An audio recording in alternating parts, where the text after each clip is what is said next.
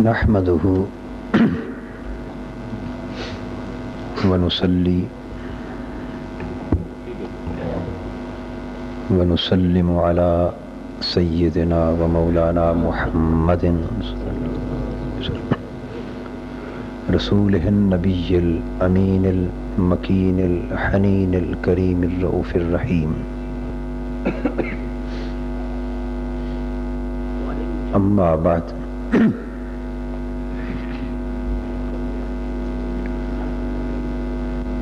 فأعوذ بالله من الشيطان الرجيم.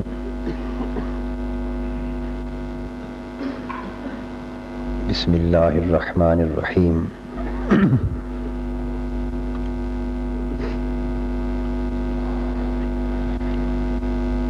سبحان الذي أسرى بعبده ليلا. صدق الله مولانا العظيم.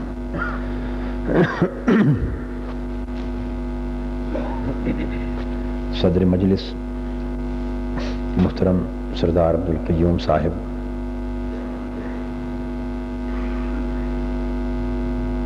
مکرم و معظم مشائخ و علماء کرام و معزز حاضرین،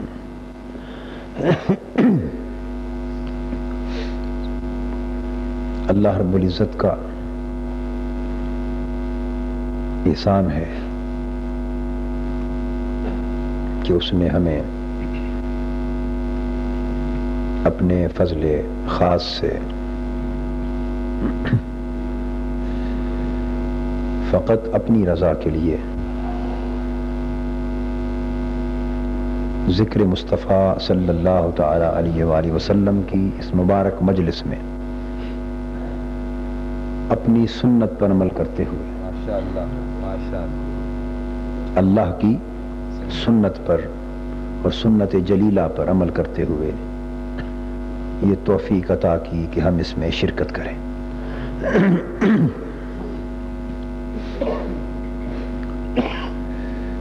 اللہ تبارک و تعالی کی بارگاہ میں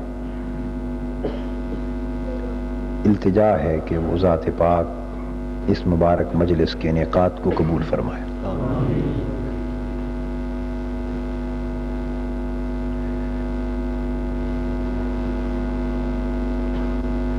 میں آج کی گفتگو کا آغاز اپنی زندگی بھر کے معمول سے ہٹ کر ایک لطیفے سے کرنا چاہتا ہوں۔ آپ سوچ رہے ہوں گے کہ لطیفہ تو انہوں نے کبھی نہیں سنایا۔ لطیفہ لطیف بات کو کہتے ہیں، ہلکی پھلکی بات کا۔ وہ لطیفہ یہ ہے کہ میں نے ابھی یہاں پہنچ کر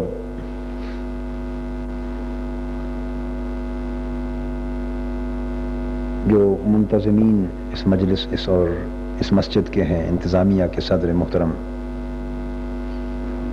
وہ نماز مغرب کے بعد ہم ان کے گھر پہنچ گئے۔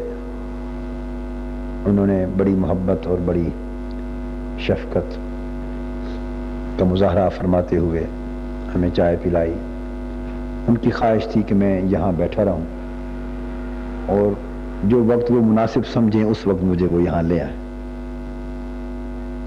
میں نے محسوس کیا کہ اجتماع یقیناً مسجد میں موجود ہوگا، لوگ انتظار میں ہوں گے، تو میں نے ان کی خدمت میں درخواست کی کہ بجائے ہمیں یہاں بیٹھا کے انتظار کرانے کے اب مسجد میں لے چلیں، میں لوگوں سے ملاقات کروں گا، ان کی زیارت کروں گا، اور جو بھی انتظار ہے اسٹیج پر کر لیں گے۔ خیر، اس سے قبل ملاقات کے وقت میں نے ان سے پوچھا کہ آج کے اس جلسے کا موضوع کیا ہے۔ انہوں نے بتایا ذکر مصطفیٰ صلی اللہ تعالی علیہ وآلہ وسلم۔ میں نے کہا یہ تو ایک عمومی موضوع ہو گیا، سو میرے لیے آپ لوگوں کا حکم کیا ہے کہ میں کس خاص موضوع پر گفتگو کروں؟ انہوں نے فرمایا کہ ابتداءً موضوع کا خیال تو ربیع الاول کی مناسبت سے میلاد النبی صلی اللہ علیہ وآلہ وسلم تھا، لیکن تاخیر ہوتے ہوتے اب مہینہ معراج النبی صلی اللہ علیہ وآلہ وسلم کا آ گیا، تو حضور علیہ الصلوۃ والسلام کے ذکر کی محفل ہے، آپ جو چاہیں جس موضوع پر کر لیں۔ اس کے بعد وہ خاموش ہو گئے۔ میں یہاں آتے ہوئے سوچ رہا تھا کہ دو میں سے کس موضوع کا انتخاب کریں، سو میں نے ذہنی طور پہ یہ طے کیا کہ معراج النبی صلی اللہ علیہ وسلم پر گفتگو کرتے ہیں۔ اب جب میں اسٹیج پر پہنچ گیا تو اصل لطیفہ اب آنے والا ہے، وہ یہ کہ میرے ساتھ اللہ کا شکر ہے جو میں بتانے والا ہوں، یہ لطیفہ پریشان کن نہیں ہوتا میرے لیے، کبھی بھی نہیں ہوتا انشاءاللہ، اور حضور علیہ الصلوۃ والسلام کے نالین پاک کا سایہ رہے تو قیامت تک بھی نہیں ہو سکتا، لیکن لطیفہ بہرحال ہے۔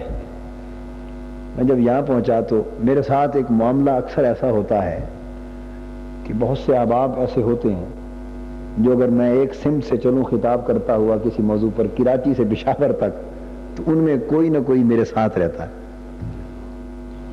اور اس وقت حضرت علامہ سید ریاست علی قادری صاحب تشریف فرما ہیں کراچی سے، مولانا علامہ غلام حیدر صاحب تشریف فرما ہیں کراچی سے، اور بہت احباب، کچھ لاہور سے، ہمارے انجم صاحب ہیں، کئی احباب ایسے ہیں۔ اکثر ایسا ہوتا ہے کہ ایک موقع آیا، کوئی خاص مہینہ آیا، ایک جگہ پہنچے، وہاں 3-4 خطاب ہوئے، ایک ہی موضوع ہے، ایک ہی موقع ہے، تو ایک شہر میں تو پھر سینکڑوں ہزاروں افراد ایسے ہوتے ہیں جو ساتھ ہی ساتھ ہر جلسے اور ہر کانفرنس میں شریک رہتے ہیں، جدا جدا پہلوؤں پر خطاب ہوتے رہتے ہیں، یعنی ریپیٹیشن اور تکرار کا نہ موقع ہوتا ہے نہ اس کی اجازت مل سکتی۔ پھر انسان کراچی سے نکل پڑتا ہے، چلو اب لاہور آئیں گے، تو انسان کبھی سہولت سوچتا ہے، سہولت کہ چلو اسی میں سے کسی پہلو پر یہاں خطاب کر دیتے ہیں۔ جب وہاں پہنچتا ہوں تو کئی احباب جو وہاں خطابات سن کے آئے وہ یہاں بھی موجود ہوتے ہیں۔ اب میں سوچتا ہوں کہ یہ مناسب بات نہیں ہے، یعنی انسان سوچتا ہے سہولت کی خاطر، مناسب بات نہیں ہے کہ اب یہ وہاں بھی شریک تھے اب یہاں آئے ہیں تو اسی موضوع پر خطاب اچھا نہیں، تو پھر اس موضوع کا کوئی اور نیا گوشہ اللہ پاک ذہن میں ڈالتا ہے، خطاب کرتے ہیں، 2-3 خطاب یا 4-5 خطاب اس شہر میں بھی ہوتے ہیں، وہ اس میں شریک رہتے ہیں، تکرار کا موقع نہیں ملتا، یعنی سہولت کی گنجائش نہیں رہتی۔ لاہور سے فارغ ہو گیا، اللہ اللہ کر کے فارغ ہوا، اسلام آباد پہنچا، یہ سارے یہاں بھی موجود ہیں۔ اب میں جب سٹیج پر پہنچا میں نے کہا کہ اب صورتحال کی، یعنی ان میں سے بعض ہیں جو کراچی میں اس موضوع پر خطابات سن کے آئے ہیں، بعض ہیں جو لاہور میں کل جمعہ تھا کل سن چکے، کوئی اس سے پہلے سن چکے، آگے پیچھے مسلسل۔ تو اب میں سوچ رہا تھا کہ وہی تکرار مناسب نہیں ہے آپ لوگوں کے لیے، تو آپ کو تو نہیں پتا کہ تکرار ہو رہا ہے یہ نئی چیز ہے، لیکن یہ تو باہر نکل کے پکڑ لیں گے مجھے۔ تو میں ان کو دیکھ کے ابھی یہاں بیٹھے بیٹھے سوچ رہا تھا بھی آج کے لیے کیا موضوع کیا جائے، یعنی موضوعات حضور علیہ الصلوۃ والسلام کا ذکر ہو، خواہ وہ تنہا معراج کا ہو، خواہ میلاد کا ہو، خواہ آقا دو جہاں صلی اللہ علیہ وسلم کے کمالات نبوت میں سے کسی ایک کمال کا بھی ہو، وہ اپنی جگہ پھر بحر بے کراں ہے، اس کا کوئی کنارہ نہیں۔ تو اگر اس کے ایک ایک قطرے کو بھی انسان بیان کرے تو زندگی ختم ہو جائے اور بغیر تکرار کے بعد ختم نہ ہو۔ یہ حضور علیہ الصلوۃ والسلام کے اپنے کمالات کا عالم ہے۔ لیکن بہر طور میں ابھی سوچ رہا تھا بیٹھا ہوا کہ اب پھر کیا موضوع کریں، تو میرے ذہن میں تھا کہ 2-3 تقریریں ہوں گی، اس اسنا میں کوئی فیصلہ کر لیتا ہوں، چونکہ انہوں نے بتایا تھا 2-3 خطاب پہلے ہوں گے، پھر وہ نعت شروع ہو گئی تو میں نے کہا بھی اپنے ذہن کو اس طرف نہیں لگاتے، نعت کو سنتے ہیں۔ تو نعت کے دوران تو میں نعت میں مگن رہا، اس کے بعد میں نے کہا خطاب ہوگا تو سن لوں گے، وہ مفتی صاحب کا خطاب ہوا تو انہوں نے بھی سوچنے کا موقع نہیں دیا، ادھر متوجہ رہے۔ میں نے کہا کہ اب جو اور خطاب ہوگا تو اس میں ذہن بنا لیتے ہیں کہ کس موضوع کا انتخاب کیا جائے۔ تو علامہ مشتاق احمد صاحب دامت برکاتہم انہوں نے حکم صادر فرما دیا کہ خطاب کریں، تو بس اب بیٹھتے بیٹھتے میں اس نتیجے پر پہنچا کہ آج کے لیے جو ایک نئی بات حضور علیہ الصلوۃ والسلام کے سفر معراج اور معجزہ معراج کے حوالے سے عرض کرنا چاہیے، وہ ہے لیلن، فقط یعنی معراج کے سفر کا رات میں کرایا جانا۔ تو آج کا موضوع ہے فقط رات، یعنی سفر معراج کے لیے رات کا انتخاب کیوں ہوا۔ اب یہ انتخاب کر کے میں ان سب احباب سے بچ گیا کہ یہ نہیں کہیں گے کہ کبھی اس موضوع پر پہلے آپ نے خطاب کیا اور تکرار نہیں ہو رہا.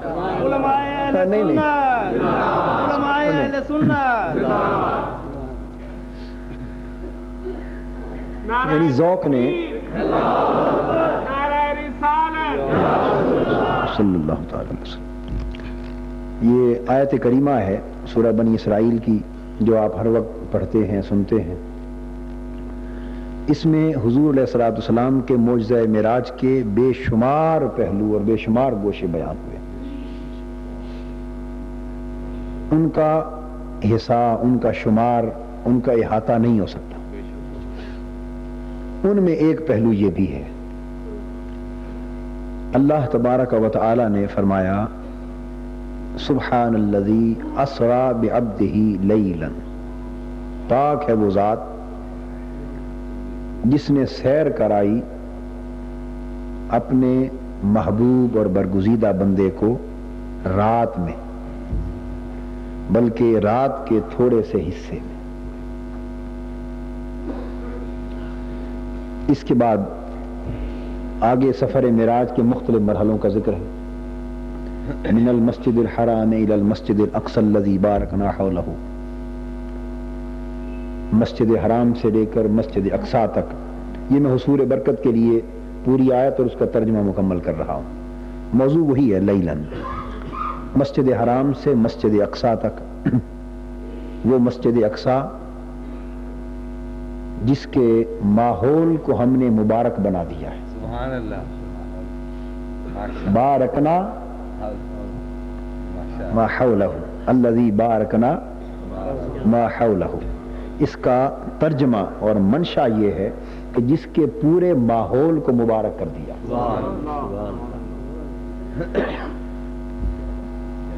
لنوریہ من آیاتنا، اور یہ سیر اس لیے کرائی تاکہ اس محبوب بندے کو اپنی آیتیں دکھائیں، اپنی آیتیں دکھائیں. یہاں من تبعیضیہ نہیں ہے، یعنی یہ نہیں کہ کچھ آیتیں دکھائیں، بیانیہ ہے، اس کو اپنی نشانیاں دکھائیں. کتنی؟ جتنی وہ دیکھ سکیں یا جتنی ہم دکھا سکیں. اب خدا کی قدرت کے وہ کیا کچھ دکھا سکتا ہے اس پر تو کوئی پابندی نہیں ہے نا. لنوریہ اور فاعل اس میں اللہ ہے کہ ہم دکھائیں، جہاں تک دکھا سکیں گے دکھائیں گے. انہ هو السمیع البصیر، پس بے شک وہی سننے والا ہے اور وہی دیکھنے والا. یہ آیہ کریمہ ہے. اس میں اللہ تبارک و تعالی نے حضور علیہ الصلوۃ والسلام کے سفر معراج کا ذکر فرمایا کہ یہ سفر رات کو کرایا گیا. تو اس سفر کا رات میں کرایا جانا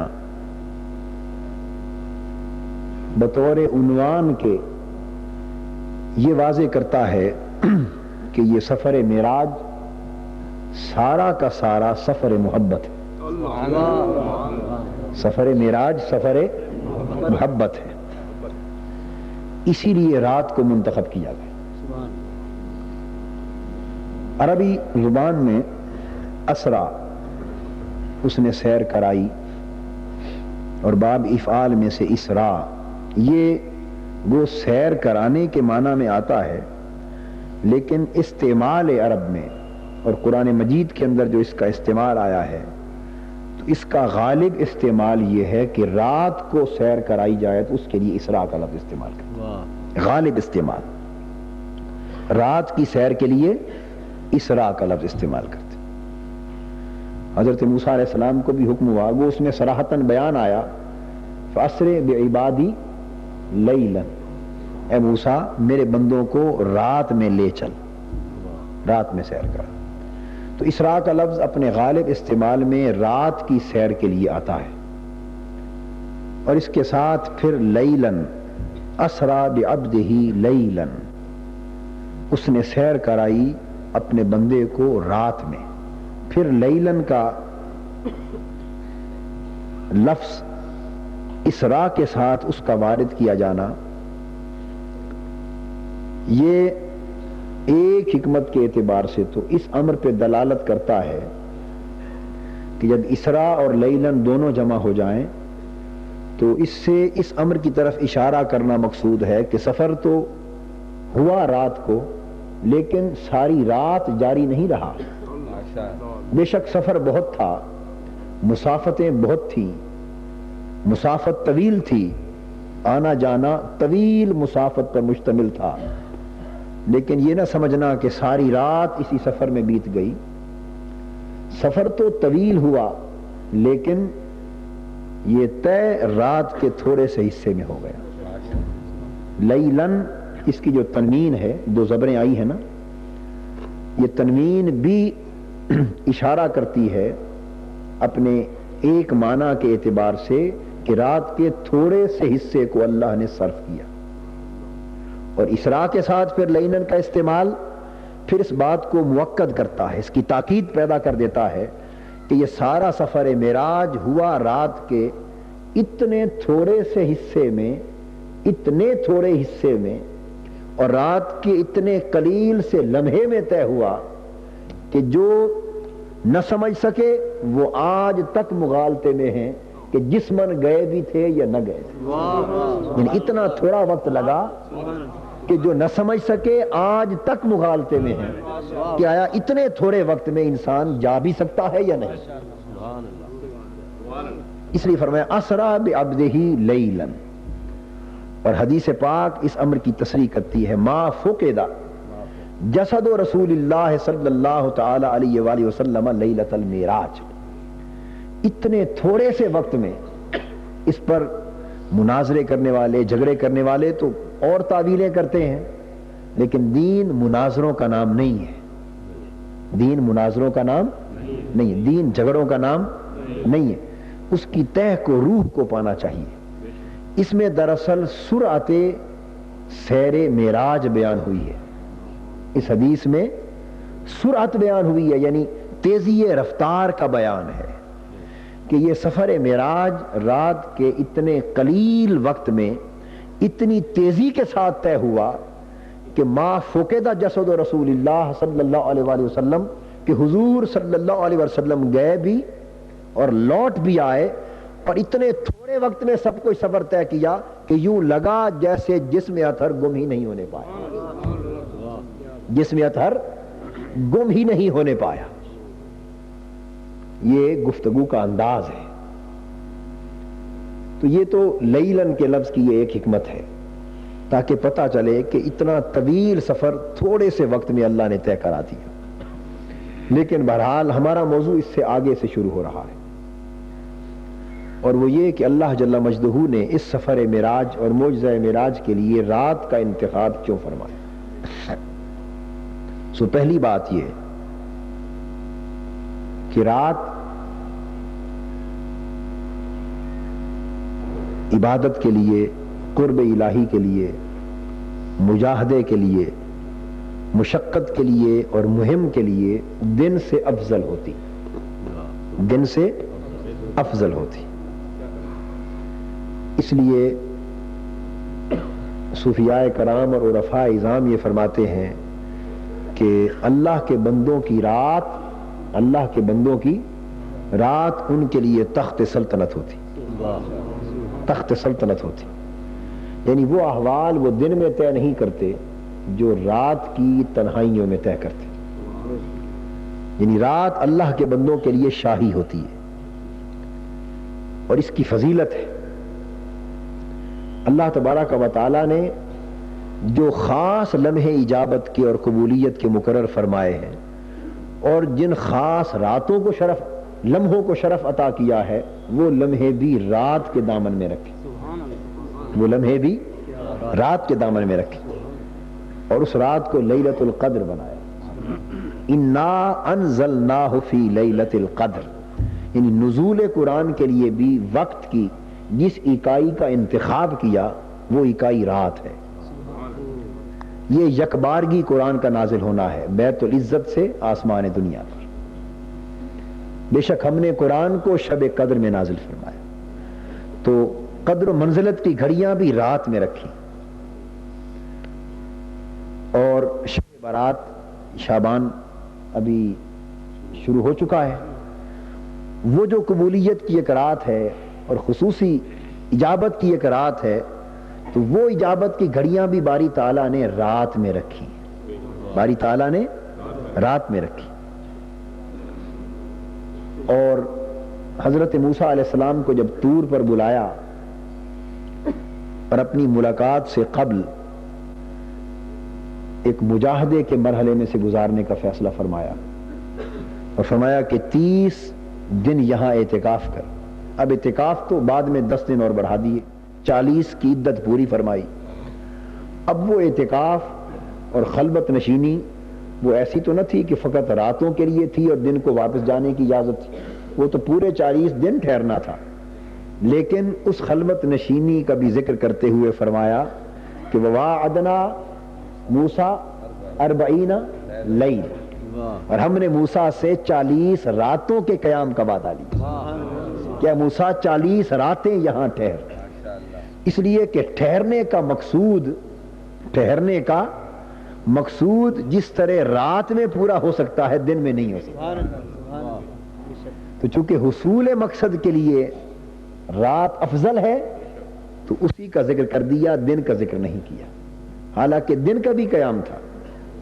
تو رات کو اللہ تبارک و تعالی نے حصول مقصد میں فضیلت عطا کی، حصول مقصد میں فضیلت عطا کی۔ اور پھر خصوصی عبادت جس میں اللہ رب العزت کا خاص قرب نصیب ہوتا ہے اور خاص اس کی عنایتیں میسر آتی ہیں، وہ خصوصی قرب کے حاصل کرنے کی عبادت جس کو تہجد کہتے ہیں، اس کو بھی رات کے دامن میں رکھا۔ فرمایا وَمِنَ اللَّيْلِ، اور ذکر کیا، ہر جگہ ذکر کیا رات کا، تاکہ رات کے راز کی سمجھ آ سکے۔ وَمِنَ اللَّيْلِ فَتَہَجَّدْ بِهِ نَافِلَةً لَكَ، اور رات کے اندر محبوب اٹھ کھڑا ہو اور ایک اضافی نماز پڑھ، نافلۃ لک، ایک اضافی نماز پڑھ جو 5 نمازوں کے علاوہ ہو۔ نافلہ کہنے کے باوجود حضور کے لیے نفل نہیں تھی، تہجد۔ قرآن مجید میں نافلہ کہنے کے باوجود حضور کے لیے یہ نماز نفلی نہ تھی، بلکہ حضور علیہ الصلوۃ والسلام کے لیے واجب تھی، جبکہ قرآن مجید نافلہ کہہ رہا ہے تو نافلہ کہہ کر واجب تھی۔ تو یہاں نافلہ سے مراد نفلی نہیں ہے بلکہ اضافی ہے۔ میرے محبوب 5 نمازیں جو دے رکھی ہیں، رات کو اٹھ اور تہجد کی نماز ان کے لیے اضافتاً پڑھ، اضافتاً نماز پڑھ، اور چونکہ حکم تھا حضور کے لیے، امر تھا، سو واجب قرار پائے۔ تو اس خصوصی نماز کے لیے بھی وقت رات کا منتخب فرمایا۔ تو اللہ تبارک و تعالی نے رات کو کئی گنا فضیلت عطا کی ہے دن پر۔ اور اب سفر معراج چونکہ سارے سفروں کا سرتاج تھا، اور معراج کی فضیلت حضور علیہ الصلوۃ والسلام کو عطا کی گئی ساری فضیلتوں کی پھر اعلیٰ، ان میں اعلیٰ اور عرفہ فضیلت تھی کہ ان میں سے کوئی فضیلت حضور کے فضائل میں سے، آپس میں سے کوئی فضیلت اس فضیلت کے مقابلے کی نہ تھی، اور سب سے اعلیٰ عرفہ فضیلت عطا ہونے والی تھی، اور اس کے لیے سفر کرایا جانے والا تھا۔ تو اللہ تبارک و تعالی نے پسند فرمایا کہ 2 ہی اکائیاں ہیں وقت کی، یا دن یا رات۔ چونکہ سفر سب سے اعلیٰ ہے سو اس کے لیے انتخاب بھی وقت کی اعلیٰ اکائی کا ہونا چاہیے۔ سو اس سفر معراج کے لیے دن کو نہیں بلکہ رات کو منتخب فرمایا۔ ایک بات۔ اب دوسری حکمت اس میں نقطہ محبت کے اعتبار سے یہ کہ معراج کا سفر ملاقات کا سفر تھا۔ معراج کا سفر محبوب کی محبوب سے ملاقات کا سفر تھا۔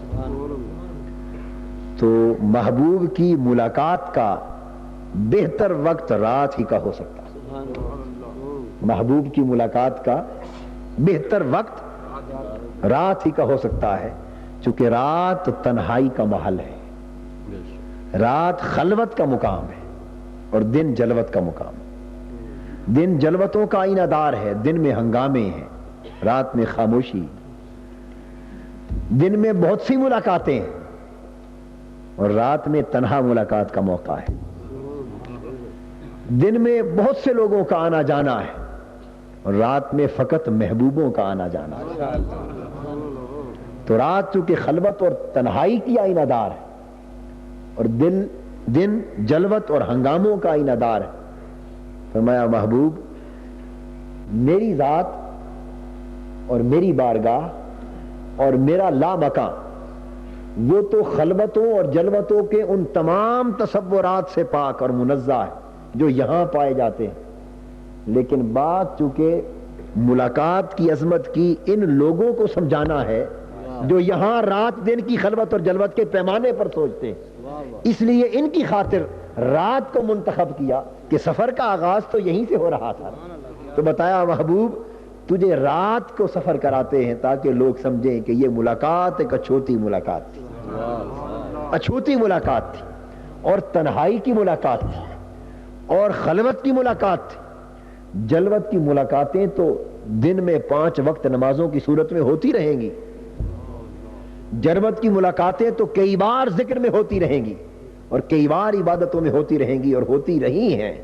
تو جلوت کی ملاقاتیں تو کئی ہوئی اور کئی ہوں گی، لیکن آج ایک خاص خلوت کی ملاقات بھی ہونی چاہیے. تو اللہ تبارک و تعالیٰ نے رات کا انتخاب فرمایا تاکہ رات کے لفظ سے لوگوں کو اس ملاقات کی اہمیت کا اندازہ اور پتہ چلے کہ محبوب کی محبوب سے ملاقات کا بہتر وقت رات ہی کا تھا. سو اللہ نے رات کو منتخب کیا. اور اللہ تبارک و تعالیٰ جسے اپنا خصوصی قرب عطا کرنا چاہتے ہیں اس کے لیے حدیث میں آتا ہے کہ جب رات کا پچھلا پہر آتا ہے اور رات بھی اوائل وقت میں ابھی ہنگامے اور جلوتیں تھوڑے تھوڑے ہوتے ہیں، جو رات گزرتی جاتی ہے خلوت چھاتی جاتی ہے، ہنگاموں کے بادل چھٹتے جاتے ہیں، لوگ سونے لگتے ہیں. جب رات ڈھلتی ہے نصف شب ہوتی ہے، پھر اور ڈھلتی ہے اور آخر شب کے لمحے آتے ہیں اور اللہ جل مجدہ سے محبت کا دعویٰ کرنے والے سو رہے ہوتے ہیں. اللہ جل مجدہ سے محبت کا دعویٰ کرنے والے خواب غفلت میں نیند میں مبتلا ہوتے ہیں. اس وقت اللہ تبارک و تعالی اپنی شان اور اپنی قدرت کے لائق آسمان دنیا پہ نزول فرماتا ہے. نعرہ تکبیر، نعرہ رسالہ، کملی والا، مدینے والا. اپنی شان اور اپنی قدرت کے لائق اللہ جل مجدہ آسمان دنیا پہ نزول فرماتا، قریب آ جاتا ہے بندوں کے اور نزول فرما کر ارشاد فرماتا ہے کہ کیا محبت کا دعویٰ کرنے والے ایسے بھی ہوتے ہیں کہ ان کا محبوب جاگ رہا ہو اور وہ سو رہے؟ کیا محبت کا دعویٰ کرنے والے ایسے بھی ہوتے ہیں کہ رات کا سما ہو اور محبوب جاگ رہا ہو اور محب سو رہے ہو؟ وہ پوچھتے اگر تم محبت میں سچے ہو اور دعوی محبت میں سچے ہو تو سوچو تو صحیح کہ رات کا سما ہے، دنیا سو رہی ہے اور میں محبوب ہو کر جاگ رہا ہوں اور تم غاب غفلت میں پڑے. اٹھو مجھ سے ہم کلام ہو لو، مجھ سے ہم کلام ہو لو. یعنی وتیرہ تو یہ ہے کہ محبوب سوتا ہے اور محب جاگتا ہے اور تمہاری حالت اے اللہ سے محبت کا دعویٰ کرنے والوں ہمیں جھنجھوڑا جا رہا ہے تاکہ ہم اپنے گریبانوں میں جھانک کر دیکھیں. اللہ سے محبت کا دعویٰ کرنے والوں دیکھو جس سے تم نے محبت کی کا رشتہ اور محبت کا ناطہ، محبت کا تعلق قائم کیا ہے اور جس سے محبت کے دعوے دار بنے ہو اس کی حالت تو یہ ہے کہ وہ راتوں کو جاگ رہا. لا تأخذہ سنۃ ولا نوم، وہ تو نہ سو رہا ہے نہ اونگ رہا ہے، وہ تو اونگ اور نیند سے پاک ہے، وہ جاگ رہا ہے اور تمہارے سونے کو دیکھ رہا ہے اور تم محبت کے دعوے دار ہو کر غفلت کی نیند میں مبتلا ہو. اس لیے اللہ تبارک و تعالی رات کو اپنے بندوں کو اٹھا لیتا، اپنے بندوں کو اٹھاتا ہے. ملائکہ کو متعین کیا جاتا ہے. بعض اللہ کے بندے ایسے بھی ہوتے ہیں، یہ درج ہے احادیث میں کہ ایسے بھی خوش نصیب ہوتے ہیں کہ جب اللہ پاک چاہتا ہے، کچھ تو بندے ہوتے ہیں کہ چاہتے ہیں کہ رب سے ہم کلام، کچھ بندے ایسے ہوتے ہیں جو چاہتے ہیں کہ خلوت کا موقع ملے اور رب سے کلام کریں اور رب کی بارگاہ میں سجدہ ریز ہوں اور دو آنسو آنکھوں سے گرائیں اور رب کو پکاریں. یہ طلب بندوں کی ہوتی ہے. اور کچھ خوش نصیب ایسے بھی ہوتے ہیں کہ جب رات ڈلتی ہے تو وہ چاہتا ہے کہ یہ مجھ سے کلام کرے, وہ چاہتا ہے.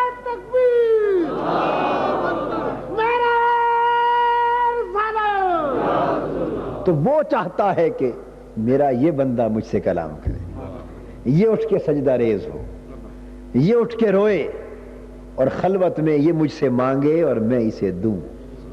تو بعض ایسے خوش نصیب ہیں جن کے لیے رب چاہتا ہے, جن کے لیے تو یہ بندے فقط محب نہیں ہوتے بلکہ خود محبوب ہو چکے ہوتے, خود محبوب ہو چکے ہوتے ہیں. فقط طالب نہیں ہوتے بلکہ رب کے مطلوب ہو چکے ہوتے ہیں. سو جو فقط اللہ کو چاہنے والے ہوتے ہیں وہ تو قرآن مجید کی زبان میں یحبونہ کے درجے پر فائز ہوتے ہیں, یحبونہ کے درجے پر فائز ہوتے ہیں. اور جن کو رب چاہ رہا ہوتا ہے وہ یحبہم کے درجے پر فائز ہوتے ہیں. یہ قرآن کہہ رہا, یعنی ہم اپنی طرف سے یہ بات نہیں کہہ رہے, یہ قرآن خود فیصلہ کر رہا ہے کہ کچھ تو وہ ہے جو خود اس کی چاہت اور محبت میں مبتلا ہے, اور کچھ وہ ہیں جنہیں اس کی چاہت و محبت کا شرف نصیب ہو جاتا ہے. تو دو طرح کے بندے ہوتے ہیں. تو کچھ طالب ہوتے ہیں, پکارنے والے ہوتے ہیں, اور کچھ وہ ہوتے ہیں جن کو وہ بلاتا ہے, وہ بلاتا ہے. سو کئی بندے وہ ہیں جو غفلت کی نیند سوتے, پھر کئی وہ ہیں جو سونا نہیں چاہتے, کوشش کرتے ہیں کہ جاگ کے رات کی خلوت میں اس سے کلام کر لیں. اور کچھ وہ ہیں کہ جو بے دھڑک سوتے ہیں وہ فرشتوں کو بھیج کر جگاتا ہے. حدیث پاک میں, میں ابھی حضور علیہ الصلوۃ والسلام کے معراج کی بات نہیں کر رہا, آقا کی امت کے کچھ لوگ ایسے ہیں کہ جنہیں جگانے پر فرشتوں کو متعین کیا جاتا ہے. آواز ذرا زیادہ کر دیں. احادیث میں جنہیں جگانے پر فرشتوں کو متعین کیا جاتا ہے. ارے کتنے خوش نصیب ہوں گے وہ کہ فرشتے اپنا کام عبادت کا چھوڑ کر اللہ کے محبوب بندوں کو جگانے پر کھڑے, ان کے سراہنے کھڑے اور پیار سے جگاتے ہیں کہ بندے ذرا اٹھ, تجھے رب نے چاہا ہے, تیرے رب نے ہمیں بھیجا ہے کہ اس کو جگا دے, تیرا رب تجھ سے بات کرنا چاہتا ہے. اللہ اکبر, کتنے خوش نصیب ہیں وہ لوگ. تو ایسے لوگوں کا سونا بھی ہم جیسوں کے جاگنے سے کروڑ درجے بہتر. حضرت سلطان العارفین سلطان باہو رحمۃ اللہ علیہ فرماتے ہیں, کچھ جاگن کچھ جاگ نہ جانن تے کچھ جاگ دیاں بھی ستے ہو. کچھ جاگن فرماتے ہیں 5 قسموں کے بندے ہوتے ہیں. کچھ جاگن, کچھ جاگن, یہ بات ساری رات کی ہے, بات ساری رات کی. کچھ جاگن کچھ جاگ نہ جانن, کچھ جاگ دیاں بھی ستے ہو. یعنی کچھ لوگ وہ ہوتے ہیں جو جاگتے ہیں, کچھ وہ جنہیں جاگنا نہیں آتا, خواب غفلت میں مبتلا رہتے ہیں, نہیں جاگ سکتے. تو کچھ جاگ دیاں بھی ستے ہو, اور کچھ وہ ہیں جو جاگتے تو ہیں لیکن سوئے رہتے. یعنی ان کی آنکھیں جاگتی ہیں, دل سوتے. آنکھیں جاگتی ہیں, دل سوتے. 3 قسمیں ہو گئی. تے کناں نو رب ستیاں ملیا تے کئی جاگ دے بھی گئے بٹھے ہو. تو کچھ وہ ہیں کہ جو سوتے ہیں اور سوتے میں رب مل جاتا, جنہیں سوتے میں رب مل جاتا, سوتے میں رب مل جاتا. یہ وہی ہے جنہیں خود بلا کر جگاتا ہے, فرشتے بھیج کر جگاتا ہے. تے کئی جاگ دے بھی گئے مٹھے ہو. اور کئی وہ ہیں جو جاگتے ہیں اور جتنا جاگتے ہیں اتنا لوٹا جاتے ہیں, لٹ جاتے. پہلی 4 باتیں تو آپ کی سمجھ میں آ گئی ہوں گی. آخری بات پہ شاید آپ کے ذہن میں ایک ارتعاش پیدا ہو گیا ہو کہ جاگے عبادت کے لیے تو لٹ کیسے گئے. یہ جاگ کر لٹ جانا یہ ہے کہ جو جاگے اور دھیان اپنے جاگنے پر رہا, جو جاگے اور دھیان جاگنے پر رہا کہ میں جاگ رہا ہوں, عبادت کر رہا ہوں, تہجد پڑھ رہا ہوں, نفل پڑھ رہا ہوں, سجدے کر رہا ہوں. تو تو جو جاگ کر اپنا جاگنا دیکھتے رہے وہ لوٹے گئے، وہ لٹ گئے، وہ لٹ گئے۔ اور جو جاگے اور اپنے جاگنے کا دھیان نہ کیا، جاگے اور جاگنے کا دھیان نہ کیا اور جاگتے رہے اور اسی کی خاطر جاگتے رہے، وہ کچھ پا گئے۔ لیکن یہ وہ لوگ تھے جو محب تھے، جن کی محبت نے جگائے رکھا۔ اور اللہ پاک کا وعدہ ہے، قل ان کنتم تحبون اللہ فاتبعونی یحببکم اللہ۔ قرآن کہتا ہے کہ کچھ محب ہوتے ہیں، کچھ محبوب ہوتے ہیں۔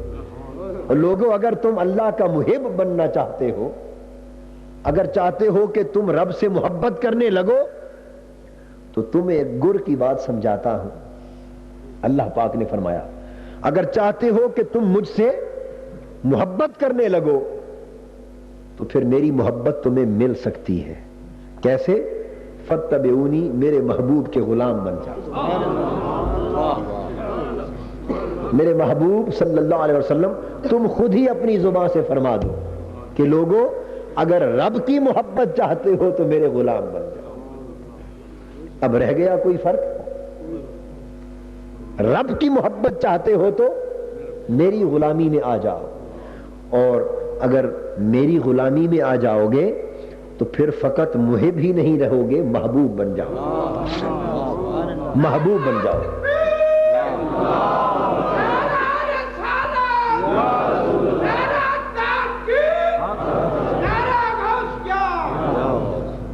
تو یہ وہ بات ہو گئی کہ جو نبی کے قریب ہوتا ہے رب اس کے قریب ہوتا ہے۔ یہاں یہ بات ہوئی کہ جو نبی کے قریب ہوتا ہے تو پھر بندہ رب کے قریب نہیں، رب اس کے قریب ہوتا ہے۔ فاتبعونی یحببکم اللہ۔ اگر نبی کی غلامی میں آ جاؤ تو پھر آغاز سفر کا کیا تھا کہ تم محب بننا چاہتے تھے، جب نبی کے قدموں میں آ جاؤ تو پھر رب بڑھ کر تمہیں اپنا محبوب کر لے گا، اب رب تم سے محبت کرنے لگے گا۔ تو ارے جس کی غلامی کے باعث بندہ رب کا محبوب بن جائے، جس کی غلامی کے باعث بندہ رب کا محبوب بن جائے، اس کی اپنی شان محبوبیت کا عالم کیا ہے۔ تو کچھ وہ لوگ ہیں جو سوتے ہیں اور رب ان کو فرشتوں کے ذریعے جگاتا ہے اور جگا کر فرماتا ہے کہ میرے بندے، میں دینے کے لیے بیٹھا ہوں، مجھ سے مانگ لے، مجھ سے کلام کر لے۔ تو رات کی گھڑیوں میں جب انسان اٹھ کر اللہ کی بارگاہ میں سجدہ ریز ہوتا ہے، رب سے کلام کرتا ہے، تو رات کو جاگے ہوئے 2 لمحے دنوں کے 2 سالوں سے بھی بڑھ کر ہوتے ہیں۔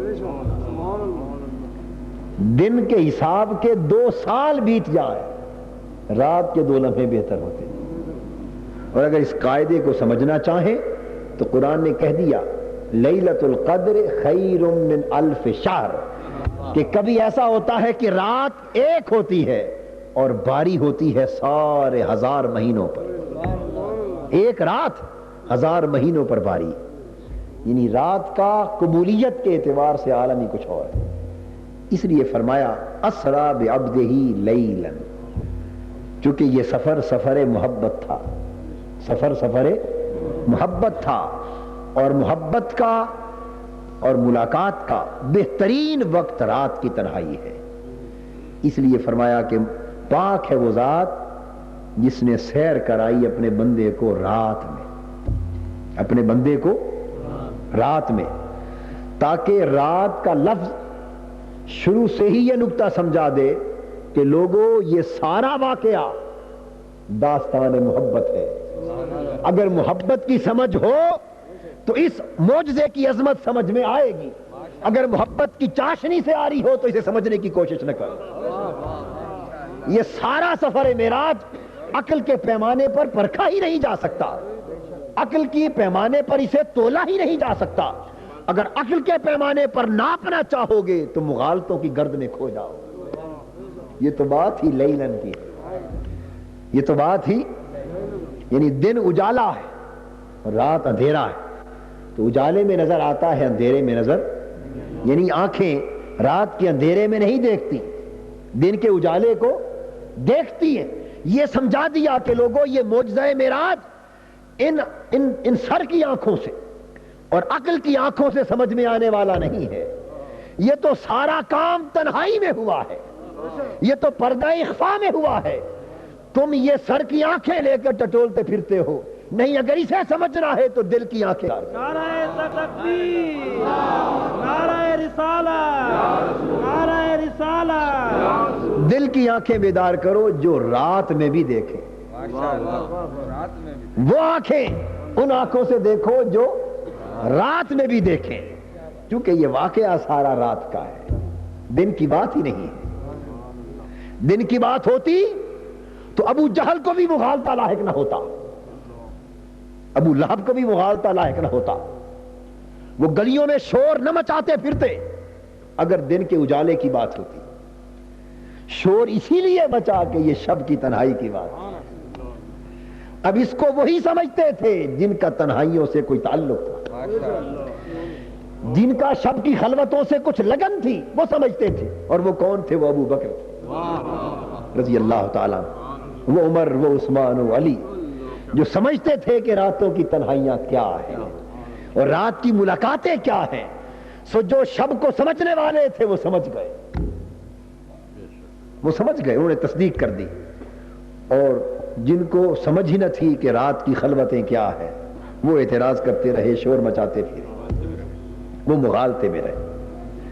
اللہ پاک نے لیلن کا اعلان کر کے بالکل راستے ہی جدا کر دی. بو علی دانندہ آب و گل است, بے خبر ز خستگی ہائے دل است. بو علی یعنی عقل کا جو آئینہ دار ہے, وہ آب و گل یعنی پانی اور مٹی کی دنیا کو تو جانتا ہے, لیکن ٹوٹے ہوئے دلوں کی کیفیت کو کیا جانے. بے خبر ز خستگی ہائے دل است, یعنی جو دلوں کا ٹوٹنا ہے اور دلوں کی شکستگی ہے اور دلوں کا درد و سوز ہے اور رکت کی کیفیت ہے اور دلوں کا پہلو میں تڑپنا ہے اور ہجر و فراق کی کیفیت میں جلنا ہے اور وصال کی کیفیت میں لذت پانا ہے, یہ ساری دنیا جو دل کی ہے اس کو بو علی کیا جانے.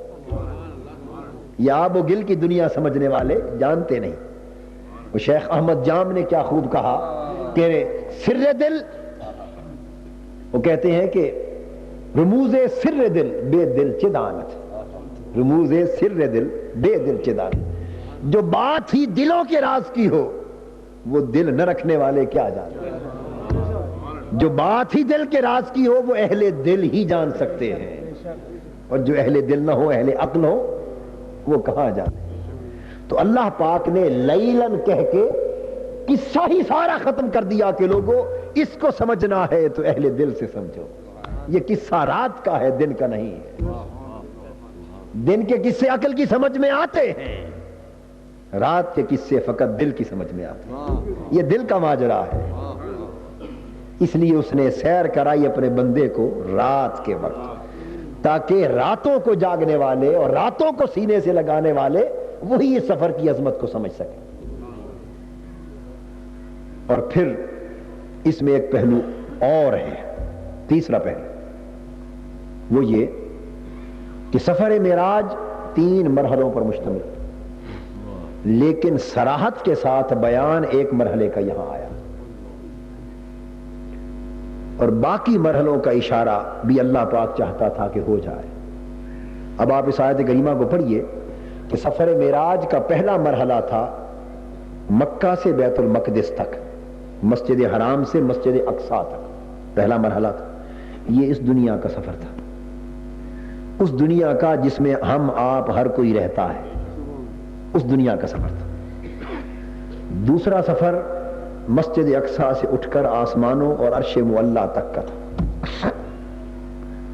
یہ سفر عالم ملائک کا تھا, یعنی دنیا والے یہاں رہ گئے اور جو نورانی دنیا ہے, فرشتوں کی دنیا ہے, یہ ان کی دنیا کا سفر تھا. اور پھر تیسرا سفر فوق العرش, سدرہ سے اوپر, عرش سے اوپر, مکان سے آگے لا مکان تک, مکان سے آگے لا مکان کا سفر تھا. اور وہ کعبہ قوسین او ادنا تک جا رہا, وہ تیسرا مرحلہ تھا.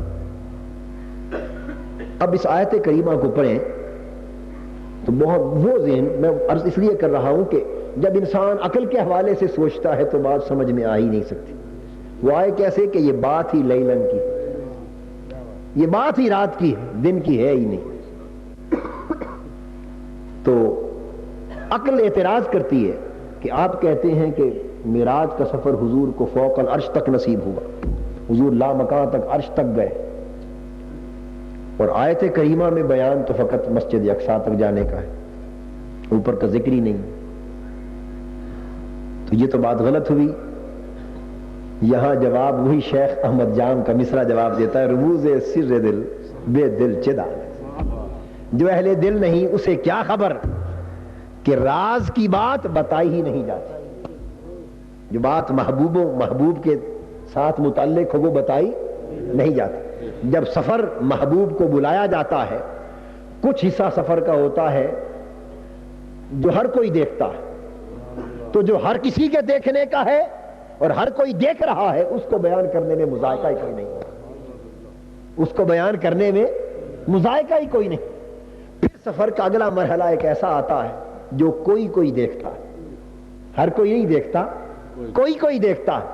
چونکہ کم نگاہیں دیکھنے والی ہیں سو اسے تھوڑا سا بیان کر دینے میں کوئی حرج نہیں، تھوڑا سا بیان کر دیا جاتا ہے. پھر ایک سفر کا آخری مرحلہ وہ آتا ہے جہاں اب کسی کا کوئی سروکار نہیں رہتا، کسی کا واسطہ نہیں رہتا، کوئی نگاہ نہیں اٹھتی، حتیٰ کہ وہاں لے جانے والے کو بھی روک دیا جاتا ہے، تو بھی رک جا. اب جہاں اور کسی کا واسطہ ہی نہ ہو وہ بیان کس کے لیے کیا جائے، وہ بیان کس کے لیے کیا جائے. جہاں گفتگو کی اللہ نے اپنے محبوب کے ساتھ، اور قرآن بتا رہا ہے کہ گفتگو کی، اس پر میں قرآن کی سند پیش کر رہا ہوں. قرآن بتا رہا ہے کہ اللہ نے حضور سے گفتگو فرمائی، فَأَوْحَا إِلَىٰ عَبْدِهِ مَا أَوْحَا.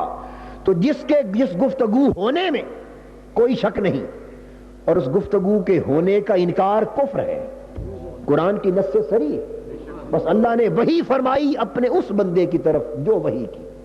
تو جو گفتگو ہوئی قرآن بتا رہا ہے کہ ہوئی.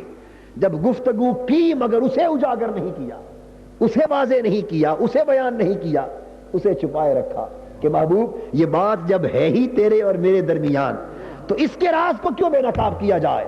تو جب گفتگو کر کے بیان نہیں کر رہا تو اس سفر کے مرحلے کو کاہے کو بیان کرے جو ہے ہی ان دو کے لیے، کسی اور کے لیے. سو جو سب کے لیے تھا اس کو کھلا بیان کر دیا. من المسجد الحرام الى المسجد الاقصی، جو حصہ سب کے لیے تھا اور ہر آنکھ دیکھ رہی تھی انبیاء کی، اور پھر اس کی نسبت ہر زبان سوال کرنے والی تھی جو بعد میں مکہ میں ہوئے. جو سفر ہر ایک کے لیے تھا اس کو بیان کر دیا، اس کو بیان کر دیا. جو کسی کے وہ فقط جبرائیل کے لیے تھا، جو قدسیان فلک کے لیے تھا، جو سدرہ پر بیٹھ کر دیدار کرنے والوں کے لیے تھا. وَيَخْشَى السِّدْرَةَ مَا يَخْشَى، جو سدرہ پر بیٹھ کر، ہر پتے پر بیٹھ کر حضور کا چہرہ تکنے والے فرشتوں کے لیے تھا. کوئی دیکھ رہا تھا، اسے لِنُرِيَهُ مِنْ آیَاتِنَا کہہ کر اشارے میں بیان کرتی. جو ہر ایک کے لیے تھا کھلا بیان کیا، جو کسی کے لیے تھا اسے چھپا کر بیان کیا، لیکن تھوڑا اشارے کی نائب میں بیان کر دیا. اور جو سفر تھا ہی، جو مرحلہ تھا ہی فقط دو کے لیے، اور وہاں لے جانے والے کو بھی اجازت نہ تھی، تھا ہی فقط دو کے لیے، تو آپ کے لیے کاہے کو بیان کیا جاتا؟ وہ آپ کے لیے بیان کیوں کیا جاتا؟ اس کا تو بیان کرنا حکمت ہی نہ تھا، منشا ہی نہ تھا. اس لیے فرمایا انہو هو السمیع البصیر. لوگوں وہ جو آخری مرحلہ، پہلا مرحلہ ہر کوئی سن لے کہ مسجد حرام سے چلے مسجد اقصیٰ تک پہنچے جس کا ماحول سارا مبارک ہے. دوسرا مرحلہ لنُرِيَهُ مِنْ آیَاتِنَا، محبوب ان نشانیوں کو دیکھتا گیا، ہم دکھاتے گئے، اس کو اشارتاً بیان کر دیا. اور پھر ایک مرحلہ وہ آیا جہاں نہ زمین والوں کو کوئی غرض، نہ ان کا واسطہ نہ آسمانوں والوں کا واسطہ، ہر کوئی نیچے رہ گیا. اب فقط جانے والا تھا اور بلانے والا تھا، اس کے حصے کو بیان کی انہو هو السمیع البصیر. یہاں نہ اللہ نے اپنا نام لیا نہ حضور کا نام لیا. ضمیر ہو کی اور ہوا کہا انہو ہوا السمیع البصیر. بس لوگوں اب تم یہاں کی بات مکان تک تو پہنچے تو ہم بھی کچھ نہ کچھ بیان کرتے رہے. جب مکان ختم ہو گیا اور عالم لا مکان آیا جہاں اس سفر محبت اپنے مقصود کو پانے والا تھا، جہاں سفر محبت کی غرض پوری ہونے والی تھی، جہاں بلاوے کا مدعا پورا ہونے والا تھا اور تمہاری تو کوئی غرض ہی نہ تھی، وہ تو فقط دونوں کی بات تھی. تو سن لو اس سفر کا اور اس مرحلے کا حال، انہو هو السمیع البصیر. بس فقط وہ سننے والا تھا اور یہ سنانے والا تھا، اور یہ سنانے والا تھا تو وہ سننے والا تھا. البصیر وہ دیکھنے والا تھا تو یہ دکھائی دے رہا تھا، اور یہ دیکھنے والا تھا تو وہ دکھائی دے رہا تھا. نعرہ تکبیر، نعرہ رسالت، نعرہ رسالت. علامہ آلوسی فرماتے ہیں کہ یہاں ضمیر کا مرجع دونوں طرف. انہو هو السمیع البصیر سے مراد ایک سمت میں اللہ سمیع و بصیر ہے، دوسری سمت میں حضور سمیع و بصیر. کیا بات ہے. اب یہاں یہ بات انہو هو السمیع اپنا نام نہیں لیا، حضور کا نام بھی نہیں لیا، ہو اور ہوا سے بات سارا کام چلا لیا. ہو سے ہو کہہ کر سارا کام چلا، اور ہو کا معنی ہے وہ، ہو کا معنی ہے اور ہوا کا معنی بھی ہے وہ، جس کا ہوا بس فقط وہی، فقط وہی. اب جب وہ دیکھنے والا تھا تو وہی سے مراد وہ تھا، اور جب حضور دیکھنے والے تھے تو وہی سے مراد یہ تھے. کہا کہ اب انہو ہوا، اس میں ایک حصر ہے. حصر ہے یہ نہیں، حصر ہے، حصر اور کسر ہے، جس کا معنی یہ ہے کہ جب بات ہی ہماری ہے تمہیں کیا. انہو ہوا کا معنی یہ ہے کہ جب بات ہی ہماری ہے تمہیں کیا. اب تو کیوں کہتے ہو کہ بیان نہیں کیا گیا، یہ تمہارے بیان کے لیے ہے ہی نہیں. انہو ہوا، دیکھیے نا، پہلے فرمایا سبحان الذی، پاک ہے وہ ذات، اسرا بعبدہ، بات چل لنوریہ، ہم نے سیر کرائی. یعنی اندازہ کیجئے کہ پہلے غیبوبت کا بیان ہے، پھر تکلم کی طرف التفات فرمایا تاکہ ہم دکھائیں اپنی نشانیاں. تو یہاں تک ہم کی بات آتی رہی اور حضور کا ذکر بھی عبد کے ساتھ ہوتا رہا، لیکن جب اصل مقصود کا وقت آیا تو وہاں نہ عبد کا ذکر کیا نہ ہماری اپنی بات کی، فقط انہو ہوا کہا کہ بس اب یہ ہے ہی اسی کی بات اور ہے ہی اسی کی بات. تو اب یہ ہے ہی ان کی بات، تمہیں کیا غرض؟ تم کیوں سوال کرتے ہو کہ اس مرحلے کا ذکر نہیں؟ وہ مرحلہ تھا جن کے لیے، ان کو بتا دیا. تمہارے لیے جو حصہ تھا وہ تمہیں بتا دیا. رموز سر دل بے دل چدارت، جو بات جس کے لیے ہوتی ہے اسی کو بتائی جاتی ہے. یہ بات درست ہے نا؟ جو بات جو جس کے اہل ہوتا ہے اس کو بتائی جاتی. تو ہمارے لیے جو بات تھی وہ ہمیں بتا دی.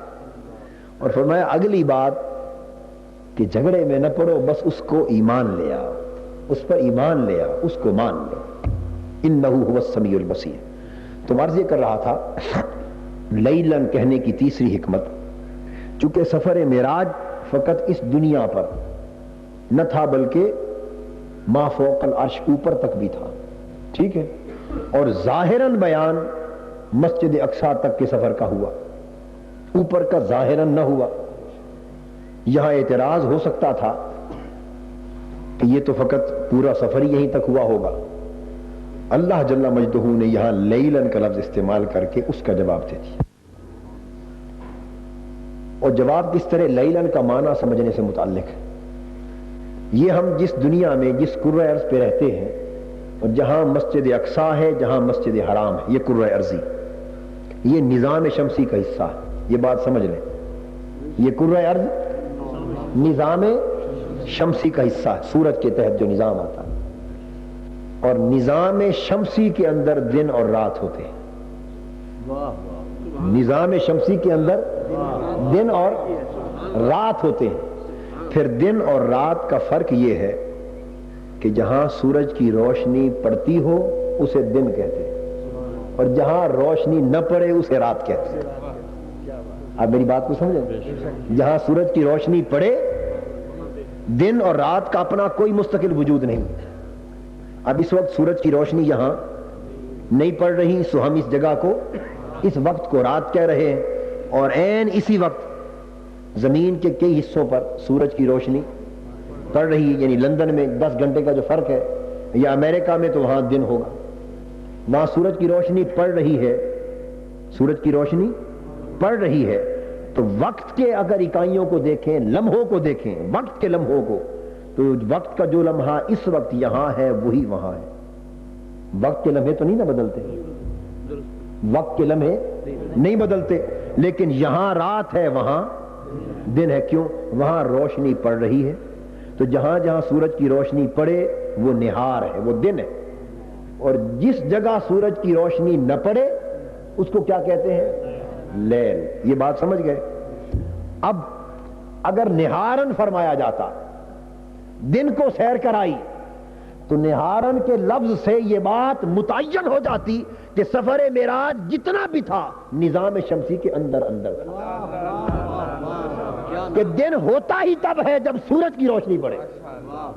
تو جہاں تک سورج کی روشنی پڑتی ہے وہاں تک تو دن چلتا ہے، لیکن وہ مقامات جہاں سورج کی روشنی نہیں پڑتی وہ استعارتاً لیل، وہ استعارتاً لیل ہے کہ وہاں سورج کی شعاع نہیں جاتی. سو وہ کائنات جو نظام شمسی سے ماورا ہے، جو فوقانی کائنات ہے آسمانوں کی، اس سے ماورا عرش فوق العرش، جہاں سورج کی روشنی نہیں جاتی وہ لیل ہے. تو فرمایا محبوب اگر سیر یہاں آیت میں دن کا لفظ ہوتا تو لوگ سمجھتے کہ سیر اسی وقت تک اسی جگہ تک ہوئی جہاں جہاں دن ہوتا ہے. فرمایا محبوب نہیں، لیل، دن تو رہ گیا اور تو وہاں تک گیا جہاں سورج کی روشنی کا سوال ہی نہیں. لیل. تو یہ لیل کا لفظ نظام شمسی سے اونچی پرواز کا ذکر کر رہا ہے. وہاں تک محبوب تیرا سفر گیا جہاں سورج کی روشنی تو کیا، سورج کا بھی نام و نشان نہیں. اس لیے کہ روشنی سے ہٹ کر باقی جتنی جگہ جتنے وقت ہوں گے وہ لیل کے زمرے میں، مجازن لیل کے زمرے میں آئیں گے. فرمایا اسرا بعبدہ لیلا، چونکہ بیان محبت ہے اس لیے کچھ باتیں اشارے میں کر دی، اور سب سے بہترین زبان محبت میں اشارہ ہوتا، اور سب سے اعلیٰ اظہار محبت میں خاموشی ہوتا. آپ تو اعتراض کرتے ہیں نا کہ بیت المقدس تک کا بیان ہے اور اوپر کی خاموشی ہے. ارے بیان محبت میں خاموشی اصل اظہار ہے، بیان محبت میں خاموشی اصل اظہار ہے، اصل اظہار ہے. تو جو حصہ بیان نہیں کیا، خاموشی اختیار کی، وہی حصہ محبت ہے، وہی حصہ محبت ہے. تو جس خاموشی پر آپ اعتراض کرتے ہیں وہی خاموشی اصل اظہار ہے، اصل اظہار ہے. اور پھر یہ سفر محبت اس لیے ہے کہ اس آیت کا ہر لفظ معنی محبت پر دلالت کرتا ہے. یعنی اللہ پاک نے انتخاب ایسا کیا کہ ہر لفظ معنی محبت پر دلالت کرتا ہے، تاکہ یہ بات طے ہو جائے کہ یہ سارا واقعہ محبت ہے. سو اسے سمجھنے کے لیے محبت والوں تم ہی سمجھو، جن کو محبت کی تپش نہیں حاصل وہ کیا سمجھے، وہ کیا سمجھے. جی اب دیکھیے، اب اس لیلن نے جس محبت کے مفہوم کی عکاسی کی ہے وہ اس آیت کے ہر لفظ میں یہی بیان محبت موجود ہے، ہر لفظ میں بیان محبت موجود. لیلن سے پہلے کیا لگایا لفظ؟ اسرا. کیا؟ اسرا. سبحان الذی اسرا بعبدہ، پاک ہے وہ ذات جس نے سیر کرائی اپنے بندے کو. اسرا میں بھی بیان محبت، اسرا میں بھی بیان محبت. آپ کہیں گے کس طرح؟ گزارش یہ ہے کہ اللہ پاک یوں بھی فرما سکتے تھے کہ اذهب بعبدہ، پاک ہے وہ ذات جو لے گئی اپنے بندے کو. آپ ترجمہ ایسا کرتے ہیں کہ نہیں کرتے؟ ترجمہ ایسا ہی کرتے ہیں نا کہ پاک ہے وہ ذات جو لے گئی اپنے بندے کو، یہی کرتے ہیں. یہ ترجمہ غلط ہے. یہ ترجمہ اس آیت میں لے گئی کا تو لفظ ہی کوئی نہیں، لیکن ترجمے آپ یہی کرتے ہیں. پاک ہے وہ ذات جو لے گئی اپنے بندے کو. اللہ پاک نے لے جانا نہیں فرمایا. اگر لے جانے کا مفہوم بیان کرنا ہوتا تو فرماتا اذهب بعبدہ. پاک ہے وہ ذات جو اپنے بندے کو لے گئی، لیکن اذہبا نہیں فرمایا، اس لیے کہ لے جانا کئی مقاصد کے لیے ہوتا ہے، لے جانا کئی مقاصد کے لیے ہوتا ہے، مگر سیر کرانا فقط محبت کے لیے ہوتا ہے، سیر فقط محبت کے لیے ہوتی ہے۔ اب بات کو سمجھ گئے نا بھائی، لے جانا کوئی کام کے لیے بھی لے جاتا ہے، مصروفیات کے لیے لے جاتا ہے، حکم سنانے کے لیے لے جایا جاتا ہے، بلایا جاتا ہے۔ نہیں فرمایا کہ پاک ہے وہ ذات جس نے بندے کو بلایا، نہیں فرمایا، نہیں فرمایا کہ پاک ہے وہ ذات جو بندے کو لے گئی، پاک ہے وہ ذات جس نے بندے کو طلب کیا۔ کوئی ایسا کلمہ جس سے بیان محبت نہ ٹپکے وہ بیان نہیں کیا، بلکہ فرمایا جس نے سیر کرائی۔ اب ایمان سے کہیے، سیر کسی کام سے ہوتی ہے یا فقط تسکین کے لیے ہوتی ہے؟ فقط راحت کے لیے ہوتی ہے۔ ارے جس سے محبت ہو اور لے جانے کا کوئی کام نہ ہو، اسے سیر کرائی جاتی ہے، کیوں؟ تاکہ یہ خوش ہو جائے،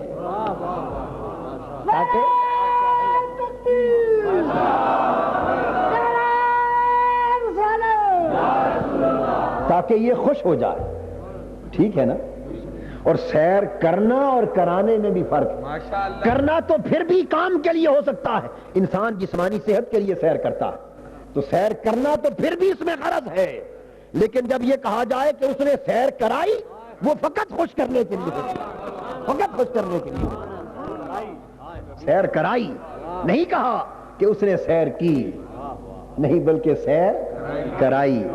اب کرانے میں نہ لے جانے والے کا کوئی اور کام ہے،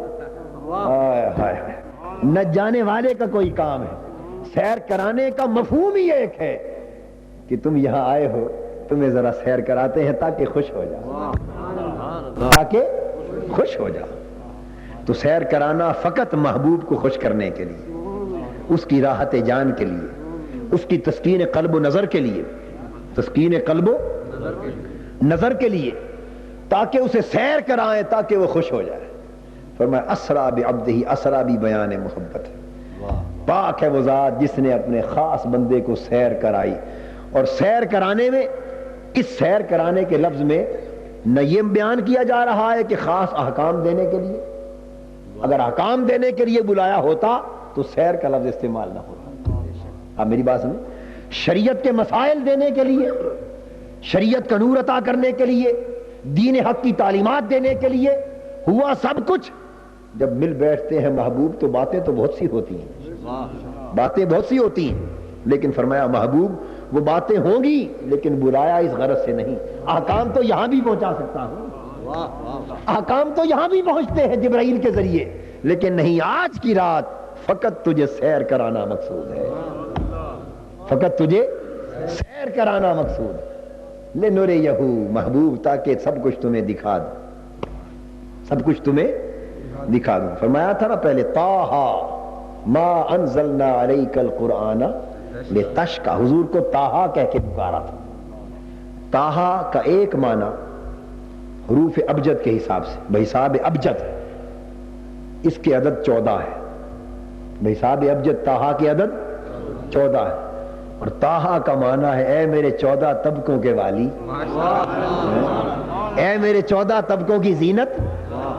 ما انزلنا علیک القرآن لتشقیٰ، قرآن تجھ پر اس لیے تو نہیں اتارا کہ ساری ساری رات جاگے اور تیرے قدموں کو ورم آ جائیں، حتیٰ تورمت قدماہ اوساقا، اتنا جاگتے کہ قدم مبارک متورم ہو گئے، پنڈلیاں متورم ہو گئی، اتنا جاگتے۔ فرمایا اے میرے 14 طبقوں کی زینت، قرآن اس لیے تو نہیں اتارا کہ تو جاگ جاگ کر قدموں پر ورم لے آئے، اتنی مشقت اٹھائے۔ محبوب تو نے اتنی مشقتیں اٹھائی ہیں میری خاطر، آ جا رات، تو بھی راتوں کو جاگتا رہا، میں بھی رات کو تجھے سیر کراتا ہوں، تو میری خاطر جاگتا رہا ہے، آج میں تیری خاطر سیر کراتا ہوں۔ اسرا بعبدہ، پاک ہے وہ ذات جس نے سیر کرائی اپنے بندے کو، اور رات میں کرائی۔ پھر جب مقصود ہی فقط خوش کرنا ہو تو رات سے بہتر وقت پھر کون سا ہو سکتا ہے؟ تو اسرا میں بھی بیان محبت، اسرا میں بیان محبت۔ اور یہ سیر کی ضرورت کیوں پیش آئی؟ محبت کا یہ اظہار کیوں کیا؟ اس لیے کہ جس سال قول معروف کے مطابق معراج کی سیر پر لے جایا گیا، اس سال حضور علیہ الصلوۃ والسلام کا قلب اطہر بڑا دکھی ہو گیا تھا. وہ عام الحزن تھا. جب شیب ابی طالب سے نکلے تو حضور کی رفیقہ حیات ام المومنین حضرت خدیجہ الکبریٰ رضی اللہ تعالیٰ عنہا کا بھی استحصال ہو گیا. حضور کے چچا حضرت ابو طالب کا بھی انتقال ہو گیا. یہ جو دنیاوی ظاہری سہارے دنیاوی اعتبار سے تھے عالم اسباب کے، وہ بھی چل بسے. اور 3 سال تک مکہ کے لوگوں نے معاشرتی مقاطع کر کے، بائیکاٹ کر کے حضور کو دکھ پہنچایا. 3 سال تک حضور کنفائنمنٹ میں رہے، قید و بند کی صحبتوں میں رہے. 3 سال کے یہ دکھ اور نکلے تو یہ دکھ. اب قلب اطہر پر بتقاضائے بشریت ایسا بوجھ تھا، دکھ تھا، حضور ایسے رنجیدہ اور ملول تھے کہ اس سے بہتر وقت اور کیا تھا. فرمایا محبوب یہ راحتیں دنیا کی اگر کم ہو گئی ہیں اور دکھائی نہیں دے رہی اور تیرا دل دکھی ہے، کوئی نہیں، آج تمہیں ہم لے جاتے، ہم سیر کراتے، ہم تمہیں سیر کراتے. اور وہ محبت کے تقاضے ساتھ ساتھ ہر وقت پورے کیوں نہ ہوں، اس کا تو کام ہی ہر وقت محبوب کو تکتے رہنا ہے. اس کا تو کام ہی محبوب کو تکتے رہنا ہے. یعنی جب حضور کا قلب اطہر دکھی ہوتا وہ کوئی نہ کوئی پیار بھرا پیغام بھیج دیتا. جب انسان دنیا کے مصائب، آلام، دکھوں، مصیبتوں کا تھکا ماندہ آئے اور اس حال میں محبوب کی پیار بھری آواز، مٹھاس بھری آواز کان میں پڑ جائے تو سارے دکھ دور ہو جاتے، سارے غم غلط ہو جاتے ہیں. سو جب کبھی لوگوں نے تانے دیے اور پتھر پھینکے اور تکلیفیں پہنچائی اور اللہ پاک نے دیکھا کہ محبوب کا دل بتقاضائے بشریت کچھ دکھی ہے، فوراً آیت بھیج دی. فرمایا وَاصْبِرْ لِحُکْمِ رَبِّكَ فَإِنَّكَ بِأَعْيُنِنَا. میرے محبوب تو ان کے زیادتیوں سے، جفاؤں سے، ان کے ظلم، ان کے ستم، ان کے پریشان کرنے سے دکھی نہ ہو. اپنے رب کے کہنے کی خاطر، رب کی خاطر صبر کر. اور اگر یہ تجھے دکھ دیتے ہیں تو دیتے پھریں، تو پرواہ نہ کر، میری طرف دیکھ. فَإِنَّكَ بِأَعْيُنِنَا. میری نگاہیں تو ہر وقت تیری طرف لگی رہتی. فَإِنَّكَ بِأَعْيُنِنَا. محبوب تو ہر وقت ہماری نگاہوں میں ہے. یہ قرآن ہے، میں کوئی تفسیر نہیں کر رہا، فقط ترجمہ کر رہا ہوں. میری تفسیر ہوتی آپ اعتراض کر سکتے تھے، فقط قرآن بیان کر رہا. فَإِنَّكَ پس بے شک تو بِأَعْيُنِنَا ہماری نگاہوں میں رہتا ہے. یہ قرآن ہے. کیا معنی ہوا کہ محبوب اگر یہ نگاہیں تجھ سے پھیر گئے، یہ دنیا دار جفاکار اپنی نگاہیں تجھ سے پھیر گئے تو غم نہ کر، میری نگاہیں تو ہر وقت تیری طرف لگی رہتی. تو کیا یہ عنایت کم ہے؟ یہ عنایت کم ہے؟ فَإِنَّكَ بِأَعْيُنِنَا. تو ہر وقت ہماری نگاہوں میں ہے. تو جب کبھی دل دکھی ہوتا اللہ پاک محبت کا پیغام بھیجتے. اب چونکہ اس سال دکھ بہت ہو گئے تھے، بتقاضائے بشریت پریشانیاں، مصائب، آلام، رنج و ملال کثرت سے بڑھ گئے تھے. سو فرمایا محبوب اب دکھ اتنے ہو گئے ہیں کہ دکھ انتہا کو پہنچ گیا، اب ہمارا کرم بھی انتہا کو پہنچنا چاہیے. سو اب تجھے پیغام محبت نہیں بھیجتے، اب سفر محبت طے کراتے. پہلے پیغام آتا رہا ہے، اب تجھے سیر کرا کے اپنے گھر لے آتے، اب اپنے پاس لے آتے.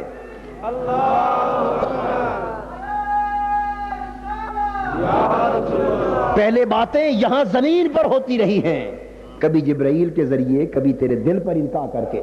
پہلے گفتگو یہاں ہوتی رہی ہے، اب گفتگو وہاں کرتے، لا مقامے کرتے، جہاں اور کوئی سننے دیکھنے والا نہ ہو، تاکہ سارے غم دور ہو جائیں، سارے غم دور ہو جائیں. تو اسرا میں بھی بیان محبت، لیلن بیان محبت، اسرا بیان محبت.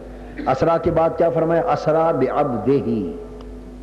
پاک ہے وہ ذات جس نے سیر کرائی اپنے بندے. اب چاہتے تو فرما دیتے یہاں حضور کا اسم گرامی، حضور کو سیر کرائی، اسم گرامی لے لیتے محمد صلی اللہ علیہ وسلم.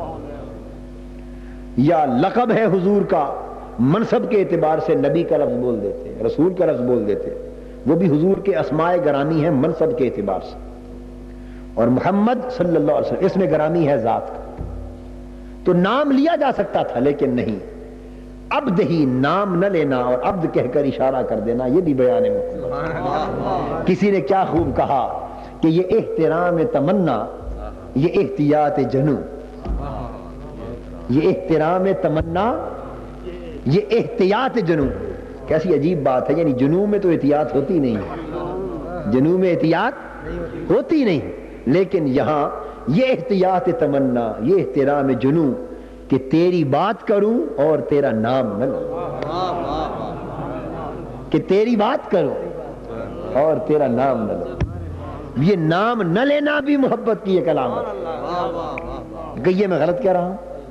نام نہ لینا اور بات کر جانا یہ بھی محبت کی علامت ہے. تو نام لیے بغیر فرمایا بعبدہ، پاک ہے وہ ذات جس نے اپنے اس خاص بندے کو سر کرا. تو نام لیے بغیر بات کر دی محبوب کی، یہ بھی محبت کا اظہار ہے. اور اس پورے سفر معراج کو اور واقعہ محبت کو جہاں بھی بیان، حالانکہ قرآن مجید میں حضور کے اسم گرامی لیا گیا، محمد رسول اللہ والذین معہ اشداء علی الکفار رحماء بینہم الی آخر الآیہ، نام لیا گیا کہ نہیں؟ اسی طرح قرآن مجید میں کئی مقامات پر حضور کا اسم گرامی آیا، وما محمد الا رسول. تو اس میں گرامی یہ نہیں کہہ سکتے کہ نہیں آیا، قرآن میں آیا لیکن یہاں نہیں لیا، چونکہ یہاں بیان محبت ہے، بیان. اور قرآن مجید میں دو جگہ ذکر آیا معراج کا، ایک جگہ جانے کا، ایک جگہ آنے کا. اللہ، ایک جگہ یہاں جانے کا ذکر ہے اور دوسرا مقام ہے والنجم اذا ہوا، وہاں آنے کا ذکر ہے.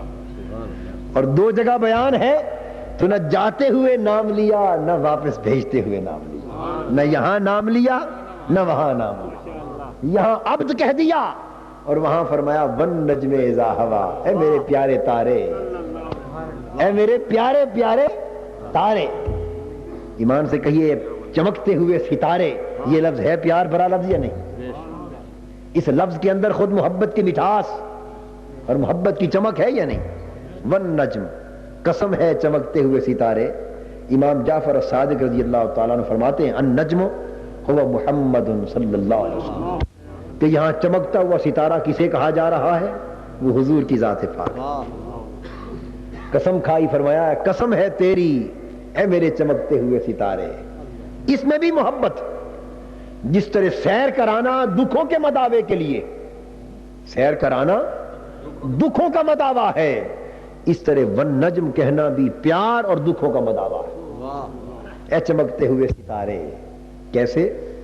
اس لیے کہ اتنا بڑا معرکہ ہو اور سر کر کے کوئی واپس لوٹے، اتنی بڑی عظمت، اتنی بڑی فضیلت، اتنی بڑی کامیابی، اور سر کر کے حضور واپس لوٹے، تو کیا بشری تقاضا یہ نہیں چاہتا کہ کوئی عمر میں بڑا ہوتا، ماں ہوتی تو آج وارے وارے جاتی اور کہتی اے میرے چاند، اے میرے آنکھوں کے ستارے، تو کعبہ کو حسین سے ہو کر آیا. اگر باپ زندہ ہوتا تو وہ کہتا میرے تارے. اگر عبد المطلب دادا زندہ ہوتے وہ پیار سے بلاتے، ابو طالب ہوتے پیار سے بلاتے. ارے عمر میں کوئی بڑا بزرگ ہوتا تو جب بیٹا اتنی بڑی کامیابی کر کے لوٹ کے آئے تو وہ ایسے لفظوں سے بلایا کرتے کہ میرا چاند آیا ہے، میرا تارا آیا ہے. فرمایا محبوب تو کعبہ کو حسین کی کامیابیوں سے بہرور ہو کر آ رہا ہے، میں نے تو سارا سفر تیرے دکھوں کے مداوے کے لیے کیا ہے. کہیں ایسا نہ ہو جائے کہ تو زمین پر جائے اور تجھ سے ظاہراً دنیاوی رشتے میں کوئی بڑا نہیں، نہ تیرے والد نہ تیری والدہ، اور بتقاضائے بشریت تیرے کان چاہے کہ آج ماں ہوتی تو تارا کہہ کے بلاتی، باپ ہوتا تو ستارہ کہہ کے بلاتا، اور کہیں پھر دکھ نہ ہو جائے. محبوب مدعا تو دکھ کو مٹانا ہے، اور کوئی نہیں تو اگر صحیح ہم تجھے تارا کہہ کے بلاتے اے میرے ستارے.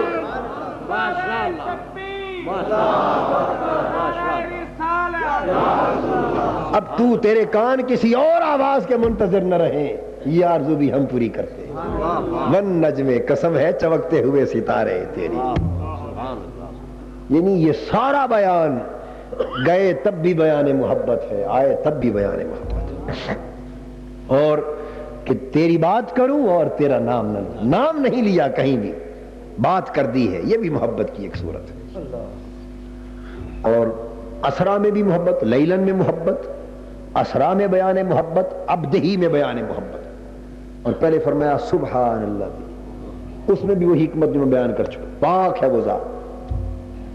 جب کوئی بڑی کامیابی حاصل کرتا ہے اور بڑا معرکہ سر کرتا ہے تو ماں باپ، دوست، رشتہ دار بڑے اس کا اعتراف سبحان اللہ کہہ کر کرتے ہیں کہ نہیں کرتے؟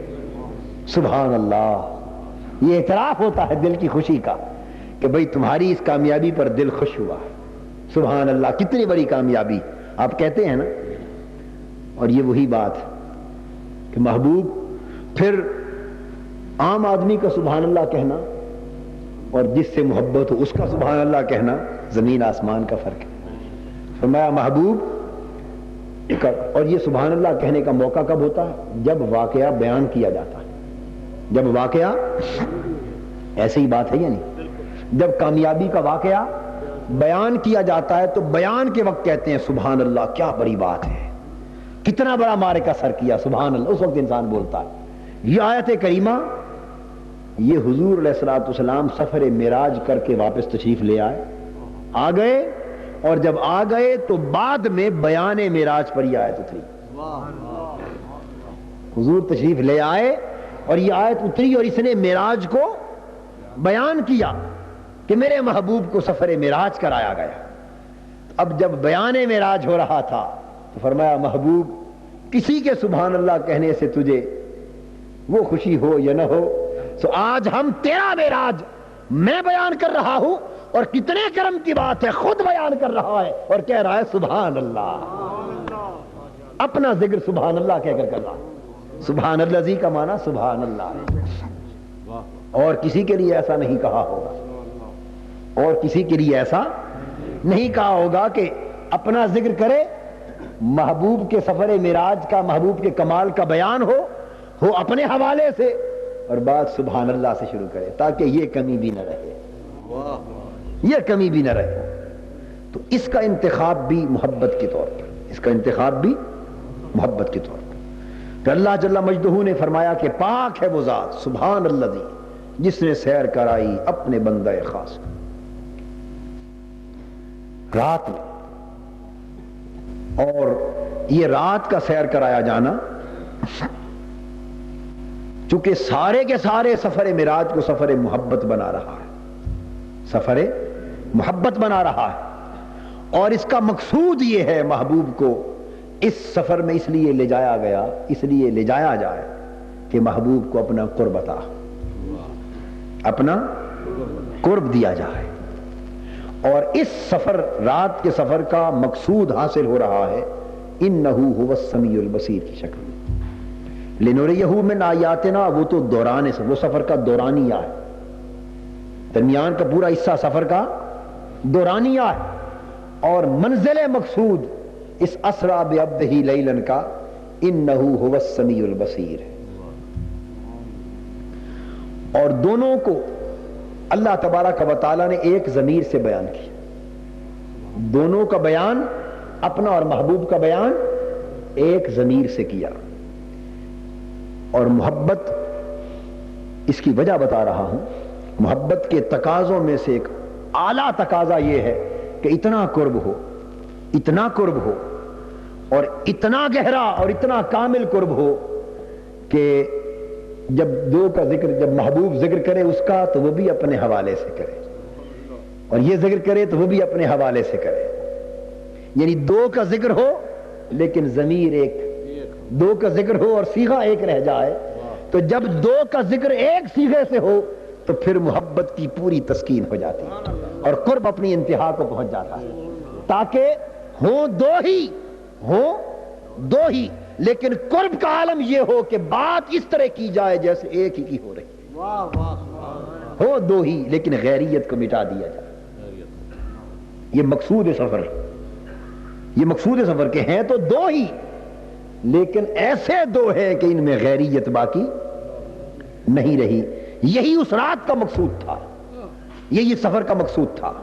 سو اللہ تبارک و تعالیٰ نے جب بلایا اور وہ قرب عطا کیا, اتنا قرب عطا کیا کہ رہے تو دو ہی مگر دوئی نہ رہی. رہے تو دو ہی مگر دوئی نہ رہی. یہ مقصود سفر معراج تھا. اور کیسے اس کی تصریح دوسری آیت میں آئی ہے, ثم دنا فتدلی فکان قاب قوسین او ادنا. رہے تو دو ہی مگر دوئی نہ رہی. محبوب اسی دوئی کو مٹانے کے لیے تو بلایا ہے تاکہ لوگ سمجھ لیں کہ ہے تو دو مگر دوئی نہیں ہے, ہے تو دو مگر ان دونوں کی بات ایک ہی ہے. ثم دنا, کس طرح یہ سفر محبت اپنے معراج کو کس طرح پہنچا. انہ هو السمیع البصیر, اس کی شرح, اس کی تفسیر ہمیں اس آیت سے ملتی کہ اس میں کیسے قرب کا بیان ہو رہا ہے. فرمایا ثم دنا فتدلی, پھر وہ قریب ہوا, فتدلی, پھر وہ اور قریب ہوا. آپ نے دیکھا نا کہ تیری بات کروں اور تیرا نام نہ لوں. یہاں بھی نہیں کہا کہ کون, ثم دنا, وہ قریب ہوا, فتدلی, پھر وہ اور قریب ہوا. ساری بات اشاروں سے ہو رہی ہے. وہ قریب ہوا, پھر وہ اور قریب ہوا. اب یہ فعل دو بیان کیے, دنا اور تدلی, لیکن دونوں کے فاعل کا ذکر نہ کیا کہ دنا کا فاعل کون ہے, تدلی کا فاعل کون ہے. اس لیے کہ جب دوئی کو مٹا دیا, اب جسے چاہو فاعل کر لو, جسے چاہو فاعل سمجھ لو. فعل جو ایک ہوا, دوئی کو مٹا جو دیا, فعل جب ایک ہو گیا, قرب کا فقط ایک قرب کا فعل تدلی سے ظاہر ہو رہا ہے, ایک دنا سے ظاہر ہو رہا ہے. بات ایک ہے, جسے چاہے فاعل سمجھ لو. ثم دنا, اس کے تین امکانات ہو سکتے ہیں. یا تو دنا اور تدلی دونوں کا فاعل ایک ہی ہو, اور وہ دنل جبار رب العزہ. حضرت ابن عباس رضی اللہ تعالیٰ عنہ کی روایت کے مطابق صحیح بخاری میں کہ اللہ پاک قریب ہوا جو رب العزت, اور اتنا قریب ہوا کہ دو کمانوں کا فاصلہ رہ گیا. تو ایک قول کے مطابق اور ایک تفسیر کے مطابق تو دنا اور تدلی دونوں کا فاعل اللہ, یہ بھی درست اور حق ہے. دوسری تفسیر یہ بھی درست اور جائز ہے کہ دونوں کی نسبت حضور علیہ الصلوۃ والسلام کی طرف. یہ میں اس صورت میں عرض کر رہا ہوں کہ جب دنل جبار رب العزت پر بنیاد رکھ رہا ہوں. ایک قول مفسرین کا اور بھی ہے کہ اس سے مراد جبرائیل ہے. میں اس قول کو غلط نہیں کہتا, رد بھی نہیں کرتا, اہل علم نے اس کو لیا ہے, لیکن اگر اس قول کو لے لیا جائے تو مقصود معراج ہی ختم ہو جاتا. میں غلط نہیں کہتا, لیکن معراج کے پورے سفر کا مقصود, اس کا کلائمیکس ہی ختم ہو جاتا ہے. یعنی یہاں یہ قرب, یہ سارا سفر بلا کر جبرائیل ہی کا قرب دینا تھا. وہ جو تلوے چوم کر لا رہا, وہ جو جبرائیل امین تلوے چوم کر لا رہے ہیں, سدرۃ المنتہا پر بلا کر اسی جبرائیل کے ساتھ قریب کرنا تھا. مقصود نہیں بنتا. مقام مدح میں نہیں ہے یہ بات, مقام مدح میں نہیں ہے. اور حضور کے لیے جبرائیل امین کا قرب چندہ فضیلت کا باعث نہیں. بات جبرائیل امین کے معراج کی ہوتی اور وہ حضور کے قریب ہوتے تو درست تھا. کہا جا سکتا تھا کہ جبرائیل حضور کے قریب ہوئے. جبرائیل امین کا معراج ہوتا, پھر کہا جا سکتا تھا کہ حضور کے قریب ہوئے, کہ ان کا معراج یہی, ان کا معراج یہی تھا. یہ بات حضور کی ہے.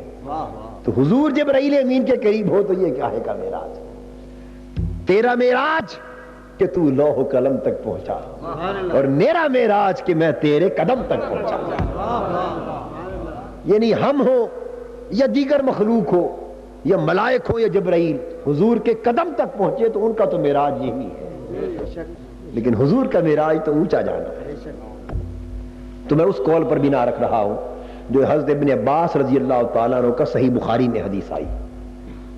تو دوسری صورت میں دونوں حضور علیہ الصلوۃ والسلام فاعل ہو سکتے ہیں, دنا تدلی. حضور قریب ہوئے پھر اور قریب ہوئے. تو کیا معنی ہوا, دنا قریب ہوئے, فتدلی پھر مزید قرب کے لیے سجدے میں گئے, اور قرب چاہا سجدہ ریز ہو گئے. اور تیسرا مفہوم اس کا, تیسری تفسیر یہ ہے دنا اور تدلہ کی جو زیادہ قرین قیاس ہے وہ یہ کہ دنا کا فاعل حضور اور تدلہ کا اللہ. ذکر نہیں کیا، نام یہاں بھی نہیں لیا، لیکن ثم دنا، پھر وہ قریب ہوا. وہ جو آ رہا تھا تو پہلا قرب تو اسی نے چاہنا تھا نا. فتدلہ، پھر وہ قریب، پھر وہ قریب آیا اور مزید قریب آیا. دونوں قریب ہوئے.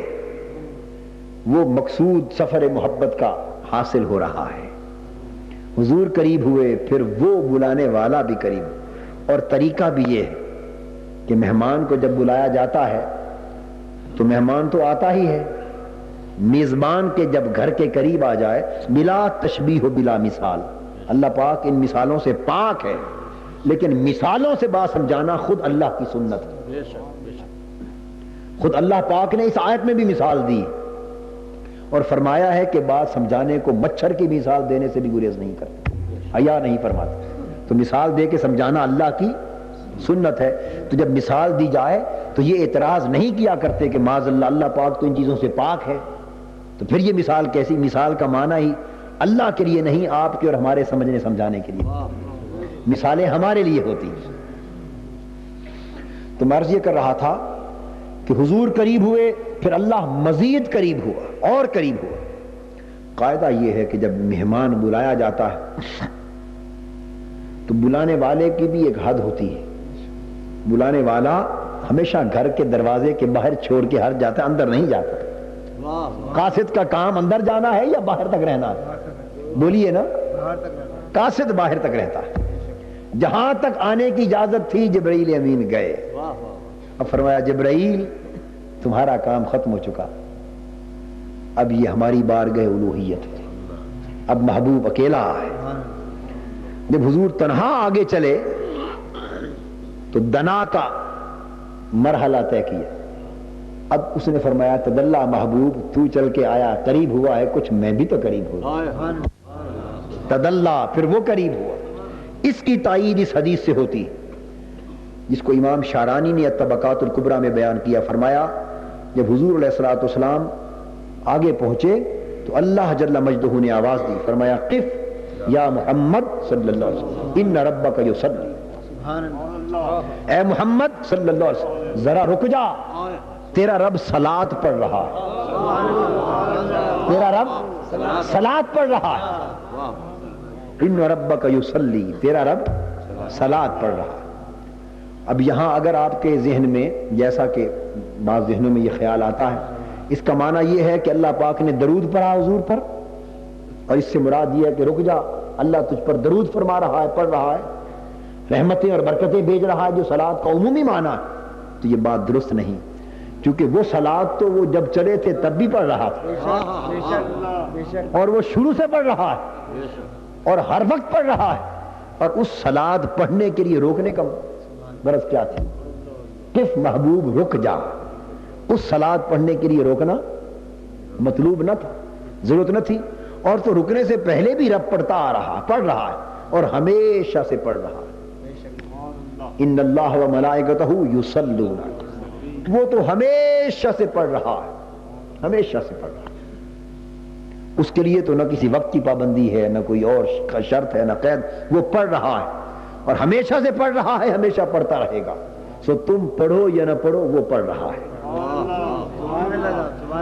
تو یہاں جو فرمایا قف یا محمد ان ربک یصلی، میرے محبوب صلی اللہ علیہ وسلم رک جا، تیرا رب صلاۃ پڑھ.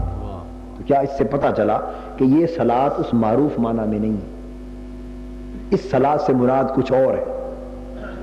اٹھائیے الصلاۃ والبشر علامہ زمخشری کی، وہ صلاۃ کے معنی بیان کرتے ہوئے ایک معنی قرب کا بھی کرتے، ایک معنی قرب کا بھی ہے.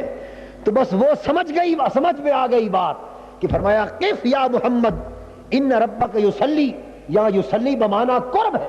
فرمایا محبوب ذرا رک جا، یہاں تک تو چل کے آیا ہے، اس سے آگے ذرا میں چل کے آنا چاہتا ہوں. دستور محبت یہ نعرہ تکبیر، نعرہ رسالہ، نعرہ رسالہ. میرے محبوب، اہل سنت، میرے محبوب رک جا، یہاں تک تو تو ہمارے قریب آیا ہے، تو چل کے آیا ہے. ان ربک یصلی، اب تو ذرا ٹھہر، اب تیرا رب قریب ہونا چاہتا ہے، میں آگے بڑھ کر تیرا استقبال کرنا چاہتا ہوں. یصلی یہ قرب استقبال ہے. اب یہاں تک تو آیا ہے، تیرا رب تجھے آگے بڑھ کے لینا چاہتا ہے، استقبال کرنا چاہتا ہے، وہ تیرے قریب ہونا چاہتا ہے. اور قرآن نے اسی کی طرف اشارہ کیا. ثم دنا، محبوب قریب ہوئے، فتدلی، پھر وہ اور قریب، پھر وہ اور قریب. اور دونوں کے قرب میں فرق ہے. یہ حضور کا قرب ہے، وہ اللہ کا قرب ہے. دونوں میں فرق ہے.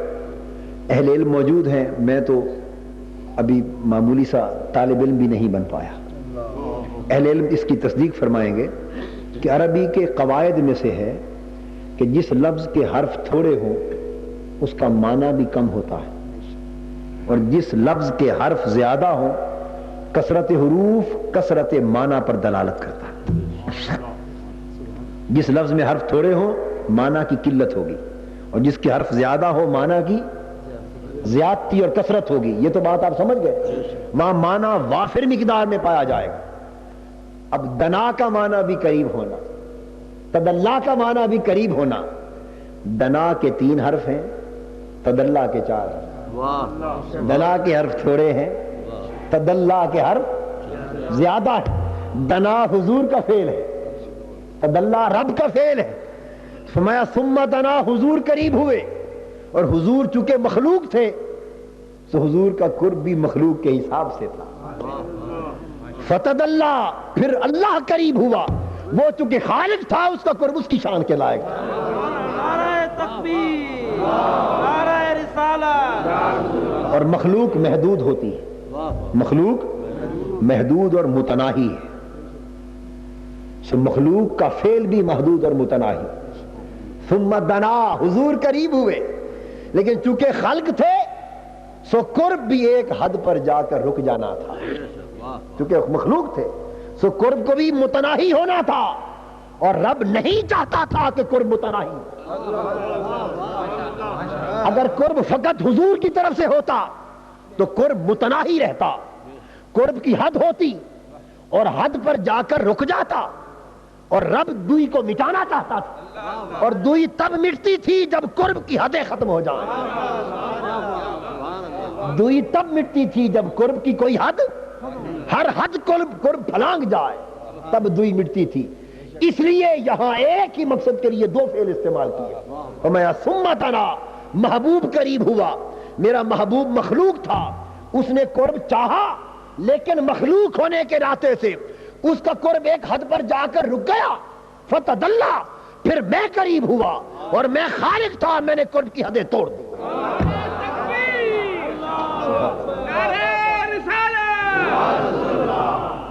فتدلی، پھر جب رب قریب ہوا تو وہ مزید قریب ہوتا گیا. پھر قرب کی کوئی حد نہ رہی، پھر قرب کی کوئی حد نہ رہی. سب حدیں نیچے رہ گئی کہ حدیں مخلوق کے فعل میں ہوتی ہیں، خالق کے فعل میں حدیں نہیں، وہ حدوں سے پاک ہے. فتدلی، اس لیے کثرت قرب بیان کی. تدلی میں کثرت قرب. فتدلی، جب رب قریب ہوا تو اس نے کثرت کے ساتھ قرب چاہا. کتنا چاہا وہ بھی سن لیجئے.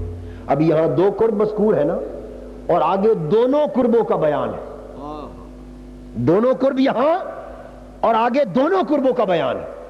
اب دنا اس کی تفسیر کان قاب قوسین نے کی، اور تدلی کی تفسیر او ادنا نے کی. آپ سمجھ گئے نا بات؟ دنا اس کی تفسیر کان قاب قوسین نے کی. بھئی آخر حضور کا قرب تھا، وہ 2 کمانوں پر جا کر رک گیا.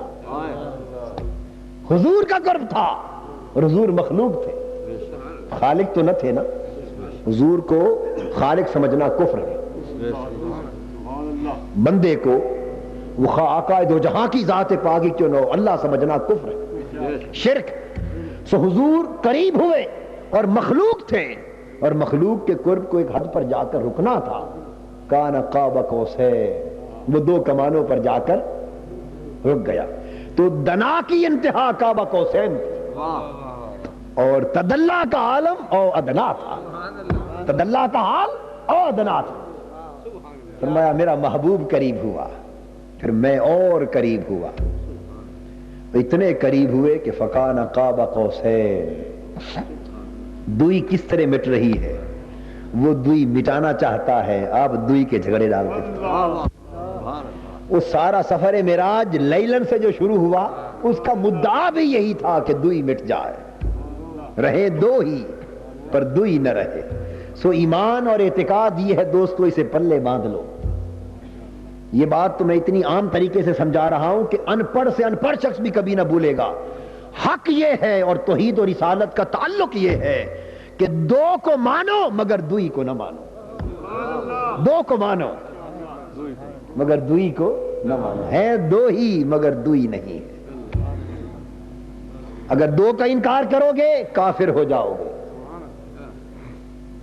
اور اسی طرح اگر دوئی کو مانو گے تب بھی کافر. تو عرض یہ کر رہا تھا کہ وہ قریب ہوئے، قاب قوسین تک پہنچے. قاب عربی میں مقدار کو کہتے ہیں قاب، اور قوسین دو کمانے. اب یہ دو کمانے حقیقتاً دو کمانوں کے معنی میں بھی ہو سکتی ہیں، یہ ابروؤں کا بھی اشارہ ہو سکتا ہے. اور جب ملنے کے لیے یہ ساری بات تمثیل میں ہو رہی، ساری تمثیل. اور جب دو ملتے ہیں بات تو ملاپ کی ہے نا، ارے بات تو ملاپ کی ہے. اور جب دو ملتے ہیں اور بازو پھیلاتے ہیں تو دونوں بازو پھیل کر ایک کمان کی طرح بن جاتے ہیں. قوسین ایک کمان بن جاتی اس طرح. جب دوسرا بازو اٹھتا ہے وہ بھی کمان بن جاتی. اور جب دو بازو ملتے ہیں تو کعبہ قوسین کا نظارہ. یہ تمثیل کی زبان میں آپ کو سمجھایا جا رہا. وہ تو بازوؤں سے پاک ہے، ابروؤں سے پاک ہے، کمانوں سے پاک ہے، قرب کی تمثیلوں سے پاک ہے، لیکن وہ تو سب کچھ آپ کی خاطر آپ کو سمجھا رہا ہے تاکہ تم سمجھ سکو کہ جس طرح تم ملتے ہو اور جہاں تمہارا ملاپ انتہا کو پہنچتا ہے، سمجھ لو کہ بلانے والا اور جانے والا یوں مل گئے. قاب قوسین، دو کمانوں کی مقدار فاصلہ رہ گیا. اور اس تمثیل کو اہل عرب کو سمجھانے کے لیے یوں دیا کہ عرب کے لوگوں میں یہ رواج تھا کہ دو قبیلے جب آپس میں ملتے معاہدہ کرتے، یک جان دو قالب ہونا چاہتے، یک جان اور دو قالب ہونا چاہتے تو وہ اپنی کمانوں کو بدلتے اور یہ تیر اپنی کمان میں اور کمان ملا کے وہ تیر کو پھینکتے. اور جب پھینکتے تو یہ تصور ہوتا کہ اب یہ تیر اس کا پھینکا ہوا اس کا ہے اور اس کا پھینکا ہوا تیر اس کا ہے. یہ تھا دو کمانوں کا تصور. وہ نقطہ سمجھایا کہ جس طرح تم آپس میں ملتے ہو، یک جان دو قالب ہوتے ہو اور کمانوں کو بدل کے تیر پھینکتے ہو، اور تمہارا ایک گھر کا تیر ایک قبیلے کا اس کا ہوتا ہے اور اس کا پھینکا ہوا تیر اس کا تصور ہوتا ہے. بس جس طرح تمہارے نزدیک یہ دو قبیلوں کے قرب کی انتہا ہے کہ اس کا پھینکا ہوا تیر اس کا تصور ہو، اس کا پھینکا ہوا اس کا تصور ہو، تاکہ لوگ جان لیں کہ اس سے دوستی ہے اور اس سے دشمنی ہے. سمجھ لو کہ ہم دونوں یوں قریب ہوئے کہ فکان قاب قوسین، دو تیر جو پھینکے، ادھر سے توحید تیر حسن تھا، ادھر تیر عشق تھا، ادھر قوس ابدیت تھی، ادھر قوس الوہیت تھی. دونوں قوسیں ملی اور محبت اور حسن کے تیر چلے. اتنا قرب ہوا کہ اس کی دوستی بن گئی، اس کی دشمنی بن گئی.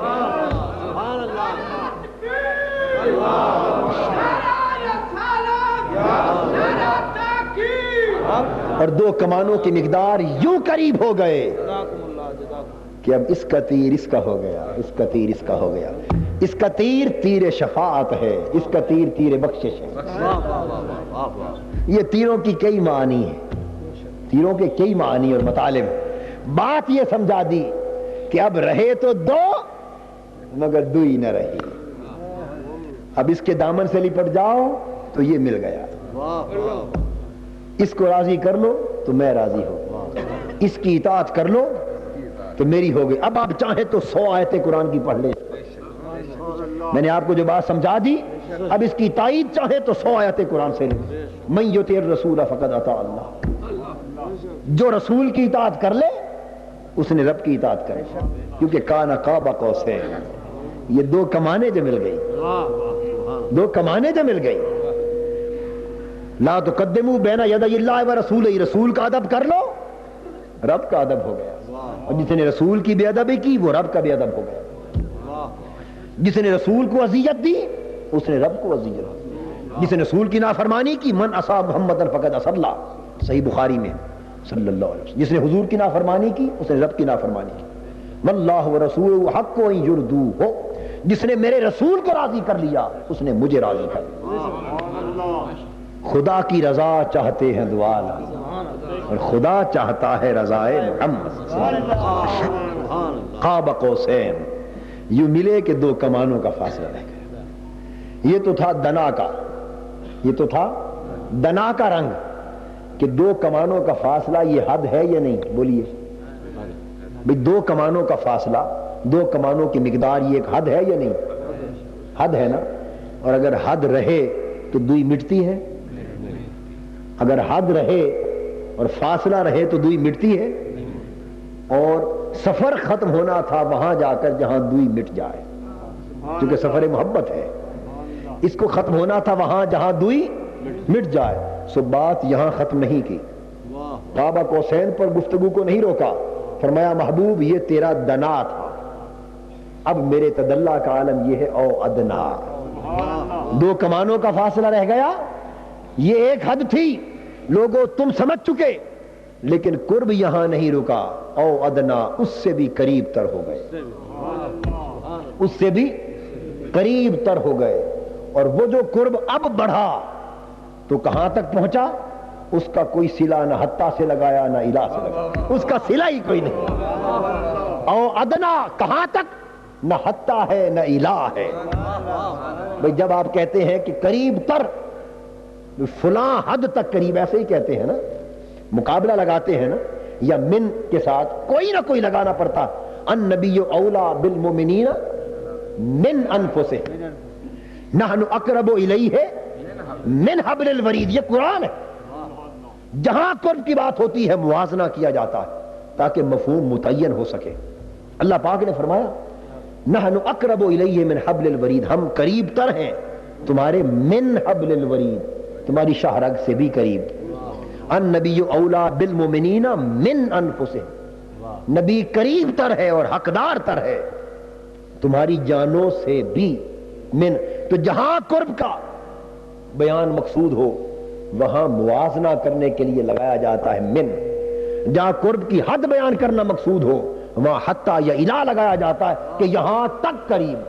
لیکن دوستو اب یہ قرب وہاں تک پہنچا کہ نہ موازنے کا تصور تھا نہ حد کا تصور تھا. فرمایا قاب قوسین، حدیں یہاں رہ گئیں، اب او ادنا، اب قرب وہاں تک پہنچا نہ جہاں کوئی حد تھی نہ کوئی موازنہ تھا. اس سے بھی کم فاصلہ رہ گیا، اس سے بھی کم فاصلہ رہ گیا، اور قریب تر ہو گئے، اور قریب تر رہو. اور او ادنا کا جو تعلق ہے، ادنا یہ ایک فعل جاری ہے، یہ جاری ہے، یعنی جب تک تدلہ قائم ہے تب تک ادنا بڑھتا جائے گا. او ادنا قریب تر، تدلہ کا عمل پھر جاری ہے، پھر اور قریب تر، تدلہ کا عمل پھر جاری ہے، پھر اور قریب تک. سو وہاں تک قرب ہوا جہاں تک رب نے چاہا، اور اتنے قریب ہوئے کہ بس دو رہ گئے اور دوئی مٹ گئی. دو رہ گئے اور دوئی او ادنا، اتنے قریب ہوئے کہ کوئی فاصلہ نہ رہا، کوئی حد نہ رہی، کوئی امتیاز نہ رہا، کوئی فرق نہ رہا. سب فرق مٹا دیے، سب حدیں مٹا دی، سب فاصلے مٹا دیے، سب امتیاز مٹا دیے، کوئی حد کوئی فاصلہ باقی نہ رہا. فقط ایک فرق رہ گیا، وہ یہ کہ وہ رب رہا، یہ بندہ رہا. وہ مولا تھا، یہ مخلوق تھا. وہ مرسل تھا، یہ مرسل تھا. وہ مالک تھا، یہ مملوک تھا. اور یہ عبد تھا، وہ معبود تھا. بس عبد و معبود کا فرق رہا، باقی سب فرق مٹ گئے. او ادنا نے سب فرق مٹا دیے، ایک فرق عبد و معبود کا باقی رہا. لوگوں اس او ادنا نے یہ مسئلہ سمجھا دیا کہ رب نے محبوب کو اتنا قریب کیا کہ فقط فرق عبدیت باقی رہ گیا، باقی سب فرق او ادنا نے مٹا دیے. سو تم بھی چاہتے ہو کہ ایمان کی دولت کو پاؤ، تو تم عبد و معبود کے فرق کو کبھی نہ مٹاؤ، کیونکہ وہ وہاں بلا کر بھی فرماتا ہے فَأَوْحَا إِلَىٰ عَبْدِهِ مَا أَوْحَا۔ یہ مقام ابدیت یہ جب چلے تھے تب بھی تھا، اسرا بعبدہ، جس نے سیر کرائی اپنے بندے کو، جب چلے تھے تب بھی عبد تھے، کیونکہ یہی منتہا کمال ہے، اور جب او ادنا پر فائز کیا تو تب بھی عبد تھے، تب بھی حضور اللہ کے برگزیدہ بندے تھے۔ اور یہ بندہ کا معنی نور بشر والا نہیں ہوتا، یہ جہالت کی وجہ سے جھگڑے آپ نے ڈال رکھے۔ دیکھیے عبدہ و رسولہ، سو ثابت ہوا کہ بشر ہے۔ اللہ آپ کو عقل دے اور ہدایت دے اور فہم و بصیرت دے، آپ ایسے گورکھ دھندوں میں پھنس گئے کہ نہ قرآن کی خبر رہی نہ قرآن کی اصطلاحات کا مفہوم رہا، یعنی ہر بات میں آپ کے نور و بشر کے جھگڑے آ گئے۔ ابدیت تو وہ مقام عبد نور بھی ہوتا ہے، عبد بشر بھی ہوتا ہے۔ نور و بشر تو اور شے ہے، یہ جمادات، نباتات، یہ شجر حجر، یہ بھی عبد ہے، یہ درخت، یہ پتے، سمندروں کے پانی، فرشتے، آسمان، زمین، سب کچھ عبد ہے۔ ان کل من فی السماوات والارض الا آتی الرحمن عبدا، آسمانوں اور زمینوں میں جو کچھ ہے وہ اللہ کی بارگاہ میں عبد ہو کر پیش ہونے والا ہے۔ تو عبد نور بھی ہوتا ہے، عبد بشر بھی ہوتا ہے۔ عبد باقی جھگڑے آپ کے اللہ نہ کرے کہ سلامت رہے، لیکن اس عبد کے اندر نہ اس کو لا کے گھسیڑیے۔ عبد وہاں ہے جہاں نور بھی جس کو خبر نہیں، جہاں بشریت کی بھی خبر نہیں۔ عبدیت اس مقام پر ہے جس مقام کی بشریت کو خبر نہیں، نورانیت کو خبر نہیں۔ عبدیت بہت اونچی ہے۔ تو چلے تھے تب بھی عبد تھے، کعبہ قوسین او ادنا پر فائز ہوئے تب بھی عبد تھے۔ تو او ادنا نے یہ سمجھایا کہ سب فرق مٹ گئے، بس فرق ابدیت باقی رہا۔ تو اگر ایمان کو سلامت رکھنا چاہتے ہو تو عبد و معبود کے فرق کو نہ مٹاؤ، اس فرق کو قائم رکھو کہ یہ عبد ہے وہ معبود ہے۔ تو دوستو تقاضے دو ہیں کہ جس طرح آخری بات سن لیں، جس طرح عبد اور معبود کے فرق کو مٹانا کفر ہے۔ اگر آپ نے عبد اور معبود کے فرق کو مٹا دیا، عبد و معبود کے فرق کو مٹا دیا تو آپ کافر ہو گئے، آپ کافر ہو گئے۔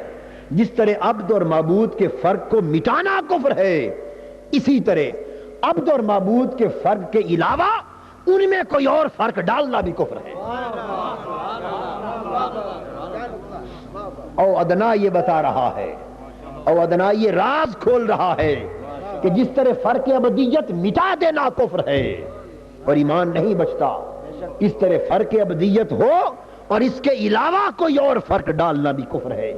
ایمان نہ ادھر بچتا ہے نہ ادھر بچتا ہے۔ ایمان کی سلامتی یہ ہے کہ ابدیت کے فرق کو مانا جائے، باقی ہر فرق کو مٹایا جائے۔ تو بات وہی نکلی کہ ہے دو مگر دوئی نہیں ہے دو مگر دوئی نہیں ہے۔ تو اللہ پاک نے یہ سارا سفر جو محبت کا طے کرایا، اور محبت کی منتہا دوئی کو مٹانا تھا، تو اس لیے اس کے بیان کا بھی آغاز محبت سے کیا، اور اس کا آمد و رفت کا سارا سفر محبتی کا سفر رکھا۔ اور یعنی واپسی ہوئی تو واپسی بھی محبت کی آئینہ دار، یعنی ہر لمحہ معراج کا محبت کا آئینہ دار۔ معراج ہو چکی، معراج ہو چکا، گفتگو ہو چکی، تحفے دیے جا چکے، تحفے لیے جا چکے، سب کچھ ہو چکا، اب اجازت مل گئی، رخصت لے لی، اب حضور واپس چلے۔ تو سفر معراج ختم ہو گیا نا، اب واپس چلے۔ لیکن محبت کب چاہتی ہے کہ محبوب چلا جائے؟ کب چاہتی ہے کہ چلا جائے؟ پھر فرمایا موسیٰ راستے میں کھڑا ہو جا، یہ رات روز روز تو نہیں آئے گی، یہ رات روز روز تو نہیں آئے گی، اب محبوب آ رہا ہے،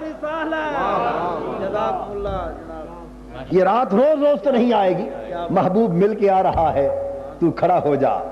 اس کو 50 نمازیں دے کر بھیجتا ہوں، تو تخفیق پھر یہ کہنا اس کو پھر میری طرف بھیج دے۔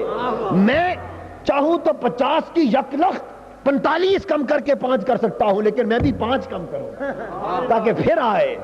محبوب کو پھر بھیج دینا، محبوب کو پھر بھیج دینا، تاکہ یہ آتا جاتا رہے اور سلسلہ دیدار دونوں کا چلتا رہے۔ بلا تشبیہ و بلا مثال، مثال کے بغیر آپ کو کیفیت، محبت کی کیفیت سمجھانے کے لیے ایک شعر سناتا ہوں۔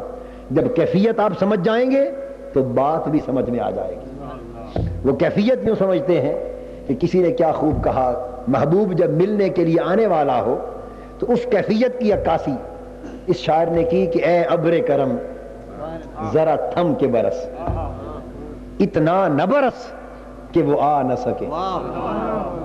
اے ابر کرم ذرا تھم کے برس، اتنا نہ برس کہ وہ آ نہ سکے، وہ آ جائیں تو پھر جم کے برس، اور اتنا برس کہ وہ جا نہ سکے۔ یہ محبت کے تقاضے۔ اللہ کی ذات ان چیزوں سے بے شک پاک ہے، منزہ ہے، بلند ہے، لیکن یہ میں نے بات آپ کو فقط کیفیت محبت سمجھانے کے لیے کی کہ محبت جہاں ہو وہاں دل چاہتا ہے کہ ملاقات طویل رہے اور شب ملاقات کبھی ختم ہونے کو نہ آئے۔ محبت نہ ہو تو رات طویل ہو جاتی ہے، دل چاہتا ہے کہ سحر ہو، سحر ہو، سحر ہو، اور محبت ہو، ملاقات ہو تو دل چاہتا ہے کہ قیامت تک رات ہی رہے اور کبھی صبح طلوع نہ ہو۔